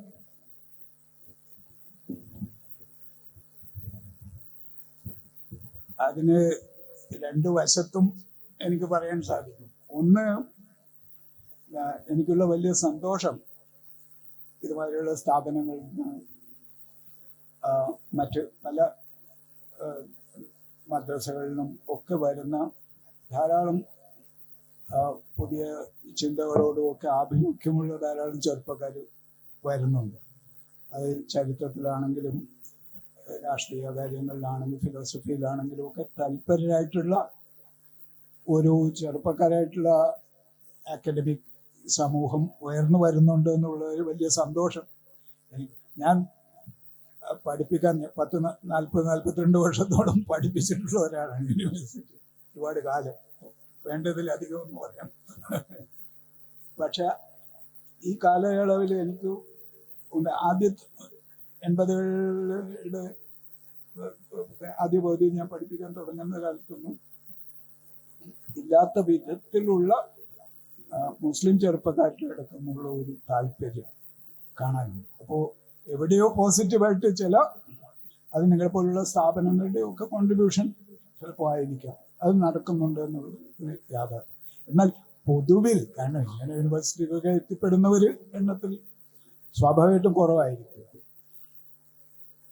പൊതുവിൽ അത്തരം ഒരു ഇതിലേക്ക്, പ്രത്യേകിച്ച് ഇന്ത്യയുടെ മൊത്തമായിട്ടുള്ള ഒരു കോണ്ടെക്സ്റ്റിലൊക്കെ എടുക്കുമ്പോൾ, അത് നേരത്തെ സൂചിപ്പിച്ചതുപോലെ അത് പൊട്ടൻഷ്യൽ എന്ന് പറയുന്നത് വളരെ വലുതാണ്. പക്ഷെ അതിലേക്ക് എത്തിക്കാനുള്ള അടിസ്ഥാന വിദ്യാഭ്യാസത്തിൻ്റെ ഒക്കെ കുറവ് ശരിക്കും തോന്നുന്നുണ്ട്. ഇതൊക്കെ ഇപ്പോൾ JNU ആണെങ്കിലും ജാമിയ ആണെങ്കിലും അതുപോലുള്ള സ്ഥാപനങ്ങളൊക്കെ ട്രഡീഷണൽ ആയിട്ടുള്ള വിദ്യാഭ്യാസത്തെയൊക്കെ അംഗീകരിക്കുന്ന ഒരു രീതിയൊക്കെ വന്നിട്ടും വേണ്ടത്രയാണോ ഇതൊക്കെ സംഭവിക്കുന്നത്? പഴയത് വെച്ച് നോക്കുമ്പോൾ കൂടുതലാണ്. പക്ഷേ ഇന്ത്യയുടെ ഒരു ലോകത്തിലെ 2ാമത്തെ ഏറ്റവും വലിയ മുസ്ലിം രാജ്യമാണ് നമ്മുടേത്. പക്ഷെ അത് വെച്ച് നോക്കുമ്പോൾ അത്രയധികം, ഒരു കാലത്ത് ഇന്ത്യ ഇസ്ലാമിക് സ്കോളർഷിപ്പിലെ ഏറ്റവും പ്രധാനപ്പെട്ട ഒരു സ്ഥലമായിരുന്നു നമ്മൾ തീർച്ചയായിട്ടും ഓർക്കണം. അതുകൊണ്ട് ഇന്നും ഇപ്പം നിങ്ങൾ ഇസ്ലാമിക് ഫിലോസഫിയിലാണെങ്കിലും ഇസ്ലാമിക ചരിത്രത്തിലാണെങ്കിലും ഒക്കെയുള്ള പുസ്തകങ്ങൾ എടുത്ത് നോക്കുക, ആരെഴുതിയാണെങ്കിലും അതിൽ ഇന്ത്യയെ പരാമർശിക്കാത്ത ഒരു പുസ്തകവും ഉണ്ടാവില്ല. ഫിലോസഫിക്കൽ ട്രഡീഷനിലാണെങ്കിലും, അത് ബൈത്തൽ ഹിക്മയുടെ കാര്യമാണെങ്കിലും, അത് ഏത് കാര്യമാണെങ്കിലും, അതിൽ ഈ പ്രത്യേകിച്ച് ആധുനിക ഇന്ത്യയിൽ നല്ലവണ്ണം സ്കോളർഷിപ്പ് ഉണ്ടായിരുന്നു. അത് വെച്ച് നോക്കുമ്പോൾ ഇന്നത്തെ രാഷ്ട്രീയ സാഹചര്യം ഒക്കെ അതിന് കാരണമാണ് എന്ന് നമുക്ക് പറയാം. പക്ഷെ കഴിഞ്ഞ കുറേ ദശകങ്ങളായി അത്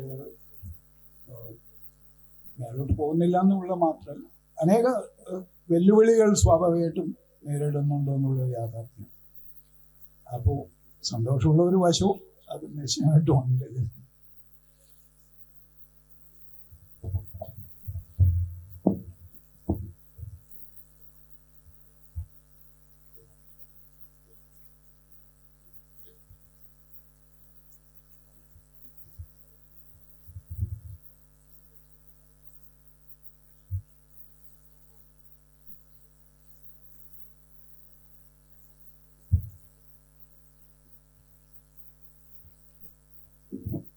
നേരത്തെ ചോദിച്ചാൽ അർക്കോന്റെ ഒരു ഈ ഇസ്ലാമോളജി എന്നൊക്കെ പറയുന്ന, അദ്ദേഹം അങ്ങനെ ഇസ്ലാമിനെ അങ്ങനെ ഒന്നും ഇല്ല എന്നാണോ പറയുന്നതെന്നാണോ സൂചിപ്പിച്ചത്? അല്ല, അങ്ങനെ ഇല്ല. ആ.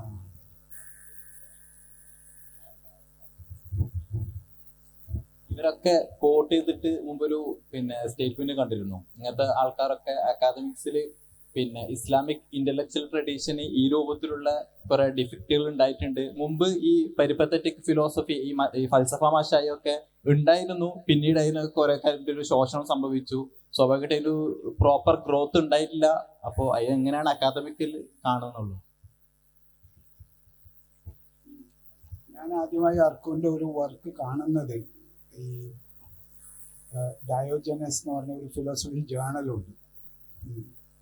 ഉണ്ടോയെന്ന് എനിക്ക് അറിയില്ല. പഴയ ഇഷ്യൂ നിങ്ങൾ JNU ലൈബ്രറിയിലൊക്കെ പോയാൽ കാണും. വിദ്യാർത്ഥിയായിരുന്ന കാലത്ത് ഞാൻ കണ്ടു. യഥാർത്ഥത്തിൽ ഇസ്ലാമിൻ്റെ പല ഘട്ടങ്ങളിലുള്ള വികാസത്തെ അദ്ദേഹം ക്ലാസിഫൈ ചെയ്യുന്നുണ്ട്. അർക്കുൻ്റെ ആ ഒരു എന്താ അതിൻ്റെ ടൈറ്റിൽ ഞാനിപ്പോൾ ഓർക്കുന്നില്ല. പക്ഷേ നിങ്ങൾ ആ ഇസ്ലാമോളജി എന്നൊക്കെ പറയുന്ന ഇത് അദ്ദേഹം ശരിക്കും ഒരു ക്ലാസിഫിക്കേഷന് ശ്രമിച്ച ഒരാളാണ്. ഇതിൽ ഏതെങ്കിലും ഒന്ന് അപ്രസക്തമാണെന്ന് പറയാനല്ല ആ ക്ലാസിഫിക്കേഷൻ യഥാർത്ഥത്തിൽ നടത്തിയിട്ടുള്ളത്. പല ഘട്ടങ്ങളിൽ പല രീതിയിൽ അല്ലെങ്കിൽ ചില കാലങ്ങളിൽ പല വിധത്തിലുള്ള ആശയഗതികളും ചരിത്രവും ഒക്കെ എങ്ങനെ വികസിച്ച് വന്നു എന്നുള്ളതിനെ കുറിച്ചുള്ള ഒരു ധാരണ ഉണ്ടാക്കാനാണ് അത് ശ്രമിച്ചിട്ടുള്ളത്. അദ്ദേഹത്തിന് ക്ലാസിഫിക്കേഷൻ വളരെ ഇഷ്ടമുള്ള ഒരു സംഗതിയാണ്. അദ്ദേഹത്തിന് ഫിലോസഫിയിലും അത് കാണും കൂടുതലായിട്ട്. പക്ഷെ അത് ഒരു സ്വാഭാവികമായിട്ട് ഒരു സെക്കുലർ ചിന്തയിൽ സ്വാഭാവികമായിട്ട് ഉണ്ടാവുന്ന ചില സെക്കുലർ ഇസ്ലാമിക് ഒരു ഡയലോഗിൽ ഉണ്ടാവുന്ന ഏറ്റവും നമ്മൾ കാണുന്ന പ്രശ്നങ്ങളും ഒക്കെ ഇതിലൊക്കെ കാണും. പക്ഷെ അതല്ലാതെ എനിക്ക് തോന്നുന്നില്ല ഇതുമാതിരിയുള്ള ഒരു നിഷേധമാണ് അതിൻ്റെ അടിസ്ഥാന ഒരു ഇതെന്ന് തോന്നുന്നത്.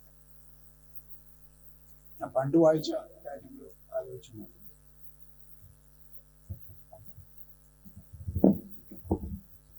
ഇതിലൂടെ ആഡിങ് ചെയ്യാണ്. മൂപ്പരൊരു ഇന്റേണൽ ക്രിട്ടിക് ആയിട്ടാണ് പറയുന്നത്. മുസ്ലിം ആയിരിക്കെ തന്നെ ഇന്റേണൽ ക്രിറ്റിസിസം നടത്തിയതിൽ ഒരാളാണ് മുഹമ്മദ് അറക്കുൾ എന്ന് പറയുന്നത്. വേറൊരു ചോദ്യം ചോദിക്കാനുള്ളത്, സാറ് അക്കാദമിക്സിൽ നിന്ന് പിന്നീട് ഒരു മിസ്റ്റിക് റൂട്ട് വേയിലൂടെ പോയതാണോ, അല്ലെങ്കിൽ അവിടുന്ന് തുടങ്ങിയിട്ട് അക്കാദമിക്സിലേക്ക് പോയതാണോ ഇസ്ലാമിക് ഇന്റലക്ട്സിനെ കുറിച്ചിട്ട്? തസവുഫിൽ നിന്ന് തുടങ്ങിയതാണോ എൻട്രി, അല്ലെങ്കിൽ അക്കാദമിക്സിൽ നിന്നാണോ ആ ഒരു ത്രൂഡ് ജേർണി ഉണ്ടായതെന്നാണ് ഒരു ചോദിക്കുന്നത്.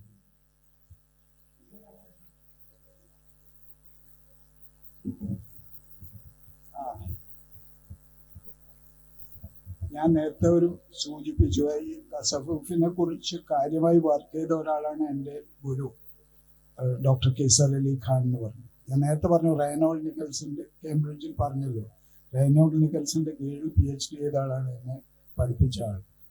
ഈ റെയ്നോൾഡ് നിക്കൽസൺ പ്രശസ്തനായിട്ടുള്ള ബ്രിട്ടീഷ് ഓറിയന്റലിസ്റ്റാണ്. ഈ പ്രദേശത്ത് പഠിപ്പിക്കുന്ന വലിയ കോൺട്രിബ്യൂഷനുള്ളതാണ്. ഇക്ബാൽ അദ്ദേഹത്തിൻ്റെ കീഴിൽ ഡിഗ്രി പഠിച്ചതാണ്. ഇക്ബാൽ PhD ചെയ്ത് ജർമ്മനിയിലാണെന്ന് പറയുന്നത്. അപ്പൊ ഇക്ബാലിൻ്റെയും എൻ്റെ ഗുരുവിൻ്റെയും ഒക്കെ ഗുരുവാണ് ഈ നിക്കൽസൺ എന്ന് പറയുന്നത്.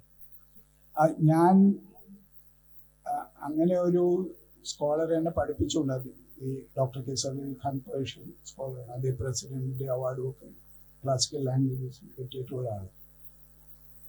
80കളിൽ ആദ്യം തന്നെ മരിച്ചു.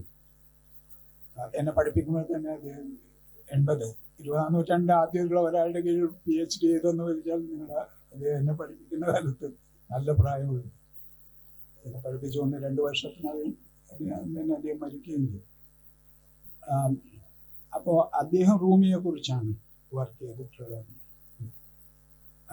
അത്തരം കാര്യങ്ങൾ ഇപ്പോൾ ഈ സൂഫികളെ കുറിച്ച് പൊതുവിലും റൂമിയെ കുറിച്ചൊക്കെ പ്രത്യേകിച്ചുള്ള അതിൻ്റെ ഒരു വിധത്തിലുള്ള ഹ്യൂമറസ് ആയിട്ടുള്ള വശം സൂഫിസത്തിൻ്റെ തന്നെ റൂമിയുടെ തന്നെ ചരിത്രത്തിൽ നിന്നുള്ള തമാശകളൊക്കെ അദ്ദേഹം ഞാനുമായിട്ട് ഷെയർ ചെയ്യുമായിരുന്നു. ഞങ്ങൾ ഒരുപാട് വൈകുന്നേരങ്ങളിൽ ഒന്നിച്ച് നടക്കുകയും അങ്ങനെയൊക്കെയുള്ള ഞാൻ ഈ ഒരു വിഷയം എടുക്കാൻ തന്നെ കാരണം അദ്ദേഹമാണ്. ഒരു ദിവസം അദ്ദേഹത്തെ കണ്ടുമുട്ടി സംസാരിക്കുകയൊക്കെ, ഞാൻ ഫിസിക്സ് ഡിഗ്രി ഉള്ള ഒരാളാണ്. അപ്പോൾ അതിൻ്റെ റിസൾട്ട് വരുന്നതിന് മുമ്പ് മൈസൂർ, എൻ്റെ ഒരു ബന്ധു ഉള്ളതുകൊണ്ട് ഞാൻ മൈസൂർ പോയി ഇദ്ദേഹത്തെ എതിർച്ചയാ കണ്ടതാണ്. അപ്പോൾ എന്ത് ചെയ്യുന്നു എന്നോട് ചോദിച്ചപ്പോൾ ഞാനിങ്ങനെ ഡിഗ്രി കഴിഞ്ഞ് റിസൾട്ടിന് കാത്തിരിക്കുകയാണ്, ഭാവി പഠനത്തെക്കുറിച്ച് ആലോചിക്കുകയാണെന്നുള്ളത്. Why don't you join Middle Eastern Studies എന്നാണ് അവർ. അദ്ദേഹവും ഡോക്ടർ ഷെയ്ഖ് അലിയെ കുറിച്ച് നിങ്ങൾ ചരിത്രകാരനായിട്ട് അവർ രണ്ടുപേരും കൂടിയാണ് ഈ മിഡിൽ ഈസ്റ്റേൺ സ്റ്റഡീസ് കോഴ്സ് നടത്തിക്കൊണ്ടിരുന്നതാണ്.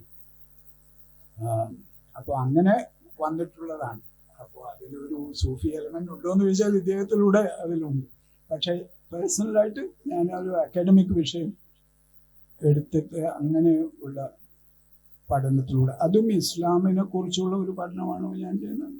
പശ്ചിമേഷ്യയെ കുറിച്ചുള്ള ഒരു പഠനമാണ്. അവിടെയുള്ള പല സംഗതികളും, അവിടുത്തെ സാഹിത്യമായാലും സിനിമയായാലും രാഷ്ട്രീയം പ്രത്യേകിച്ചും വിദേശ നയമായാലും രാജ്യങ്ങളൊക്കെ എല്ലാറ്റിലും അങ്ങനെയുള്ള താല്പര്യമുണ്ട്. ഇത് വലിയൊരു ഏരിയയാണ്. ഇതിനെക്കുറിച്ച് എത്ര കാലം പഠിച്ചാലും എന്താണ് പഠിക്കാൻ സാധിക്കുക എന്നുള്ള ലിമിറ്റേഷൻ എപ്പോഴും. അപ്പം ഞാനതിനെ ഒരു വെസ്റ്റ് ഏഷ്യൻ സ്റ്റഡീസ് പരമ്പരാഗതമായി അത് പോളിറ്റിക്സും എക്കണോമിക്സും ഒക്കെ കൂടി മാത്രം പഠിപ്പിക്കുന്ന ഒരു ഇതാണ്. ഞാൻ കഴിയുന്നത്ര അതിന് ഇൻ്റലക്ച്വൽ ട്രഡീഷൻസും അന്വേഷിക്കാൻ അത്തരം കോഴ്സുകൾ, കൾച്ചറലായിട്ടുള്ള കാര്യങ്ങൾ കോഴ്സുകൾ ഇൻട്രൊഡ്യൂസ് ചെയ്യുക, കുട്ടികളെ അത് പഠിപ്പിക്കുക, അങ്ങനെയൊക്കെയുള്ള രീതിയിലേക്ക് പോയി. എൻ്റെ സ്രോതസ് അക്കാഡമികമാണ്. ഒരു വിധത്തിൽ ആ അക്കാഡമിക് സൂഫിസത്തിൻ്റെ ഇൻഫ്ലുവൻസും ഉണ്ടെന്ന് പറയാം. ഇത് പിന്നെ നേരത്തെ സാർ പറഞ്ഞു മൂപ്പര് പൂർണ്ണമായിട്ട് ഒപ്പോസ് ചെയ്തിട്ടില്ല. പൂർണ്ണമായിട്ട് ഒപ്പോസ് ചെയ്തെന്നല്ല ഞാൻ പറഞ്ഞത് ഇപ്പോൾ ഈ മുഹമ്മദ് അർക്കൂണ് പിന്നെ ഉള്ളിൽ നിന്ന് ഇന്റേണൽ ക്രിറ്റിസിസം നടത്തിയ പോലെ തന്നെ ഏണസ്റ്റ് റിനനൊക്കെ എന്താക്കിയിട്ടുണ്ട്, പുറത്തുനിന്ന് ഒപ്പോസ് ചെയ്തിട്ടുണ്ട്. അപ്പൊ അവരെ പിന്നെ ടെർമിനോളജിക്കലി അവർ പറയുന്നത് ഒപ്പോസ് ചെയ്യുന്നതല്ല ക്രിറ്റിസിസം എന്നാണ്. അപ്പൊ സ്വാഭാവികമായിട്ട് ഇവര് ഒരു ഇസ്ലാമോളജി എന്നുള്ള ടേമും കൂടി വെക്കുന്ന സമയത്ത് സ്വാഭാവികമായിട്ട് ഒരു പ്രത്യക്ഷ വായിക്കുന്ന സമയത്ത് ഒപ്പോസ് ചെയ്യാന്ന് തോന്നുന്നു. പക്ഷെ അവരെന്താണ് ഒരു ഇസ്ലാമൈസേഷൻ അല്ലെങ്കിൽ അതിന്റെ കൂടെ ഒരു വെസ്റ്റേണൈസേഷൻ ഒക്കെ സാധ്യമാവോ എന്നുള്ള പഠനമാണ് എനിക്കത് പെട്ടെന്ന് നോക്കിയ സമയത്ത് ഫസ്റ്റ് സൈക്കിളിൽ തോന്നിയത്. പിന്നെ നമ്മളെ ഇബ്നു റുഷ്ദ് ഒക്കെ പറയുന്നുണ്ടല്ലോ, പിന്നെ truth doesn't contract with truth എന്നുള്ള സ്റ്റേറ്റ്മെന്റ്. ഇപ്പോൾ ഈ സ്റ്റേറ്റ്മെന്റ് ഒക്കെ വെച്ചിട്ട് നമ്മൾ പറയാറ് ഇസ്ലാമിൽ ഡിസഗ്രിമെന്റിന് കൃത്യമായിട്ടൊരു പ്ലേസ് കൊടുത്തിട്ടുണ്ട്.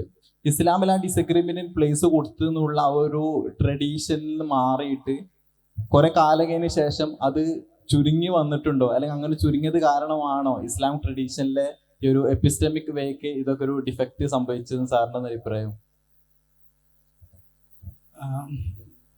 അങ്ങനെ ഒരു ഡിക്ലൈനൊക്കെ ഉണ്ടായിട്ടുണ്ട് ആധുനിക കാലത്ത് എന്ന് പറയുന്നതിൽ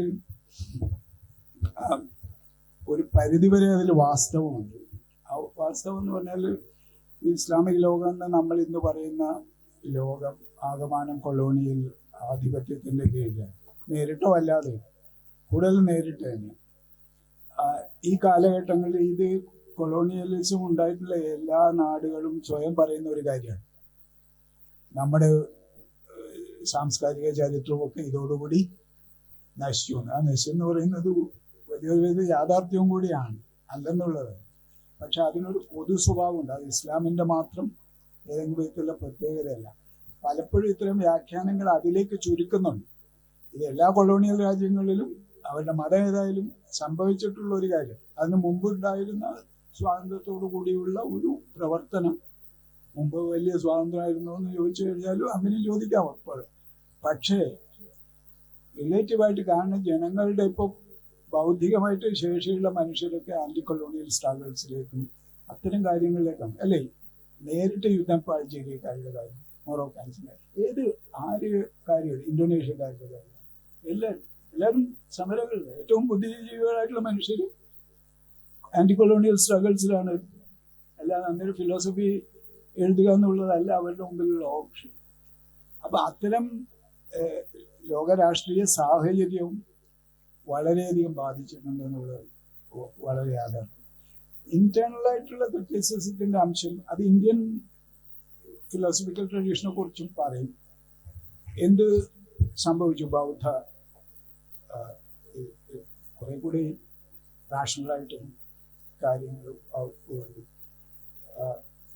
കാണുന്നു, അല്ലെങ്കിൽ ചാർവാക, ലോകായത, അത്തരത്തിലുള്ള ട്രഡീഷനൊക്കെ പഴയ ശ്രമണ ട്രഡീഷൻ ആകമാണ്. അപ്പോൾ അത്തരത്തിലുള്ള ഒരു ബ്രാഹ്മണിക്കൽ അസോസിയേഷനും അതുമൊക്കെ വരുമ്പോഴും സ്വാഭാവികമായിട്ടും ഇത്തരം അപ്പം അത് ഇന്റേണലാണ്, ഈ ഒരു ഫിലോസഫിക്ക് അകത്താണ്, പുറത്തെ കാര്യങ്ങൾ മാത്രമായിട്ട് ബന്ധം. അത്തരം കാര്യങ്ങൾ ഇസ്ലാമിനകത്തും ഉണ്ടായിട്ടുണ്ട്.